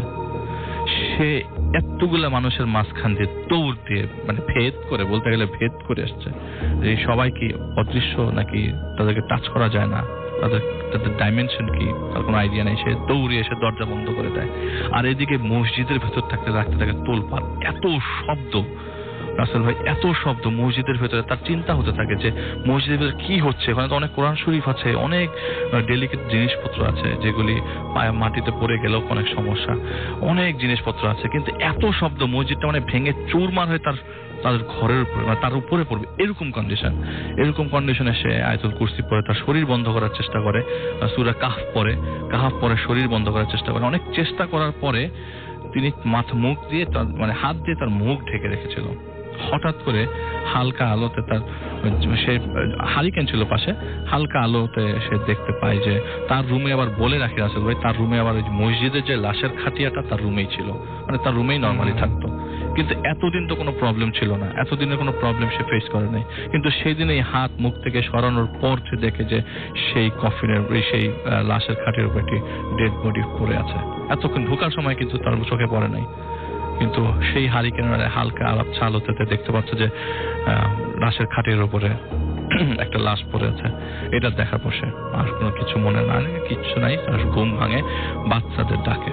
আচ্ছা, বাচ্চাদের ডাকে ঘুম ভাঙে। বাচ্চারা আবার মক্তবের বাচ্চারা অবাক হয়ে আছে যে আমাদের শিক্ষক কোথায় শুয়ে আছে। আসলে ভাই তার ঘুম ভাঙে সেই লাশের খাটিয়ে, লাশের খাটিয়ার উপরে, খাটের উপর তার ঘুম ভাঙে এবং দেখে যে মক্তবের লোকজন তার শরীরে প্রচন্ড টেম্পারেচার।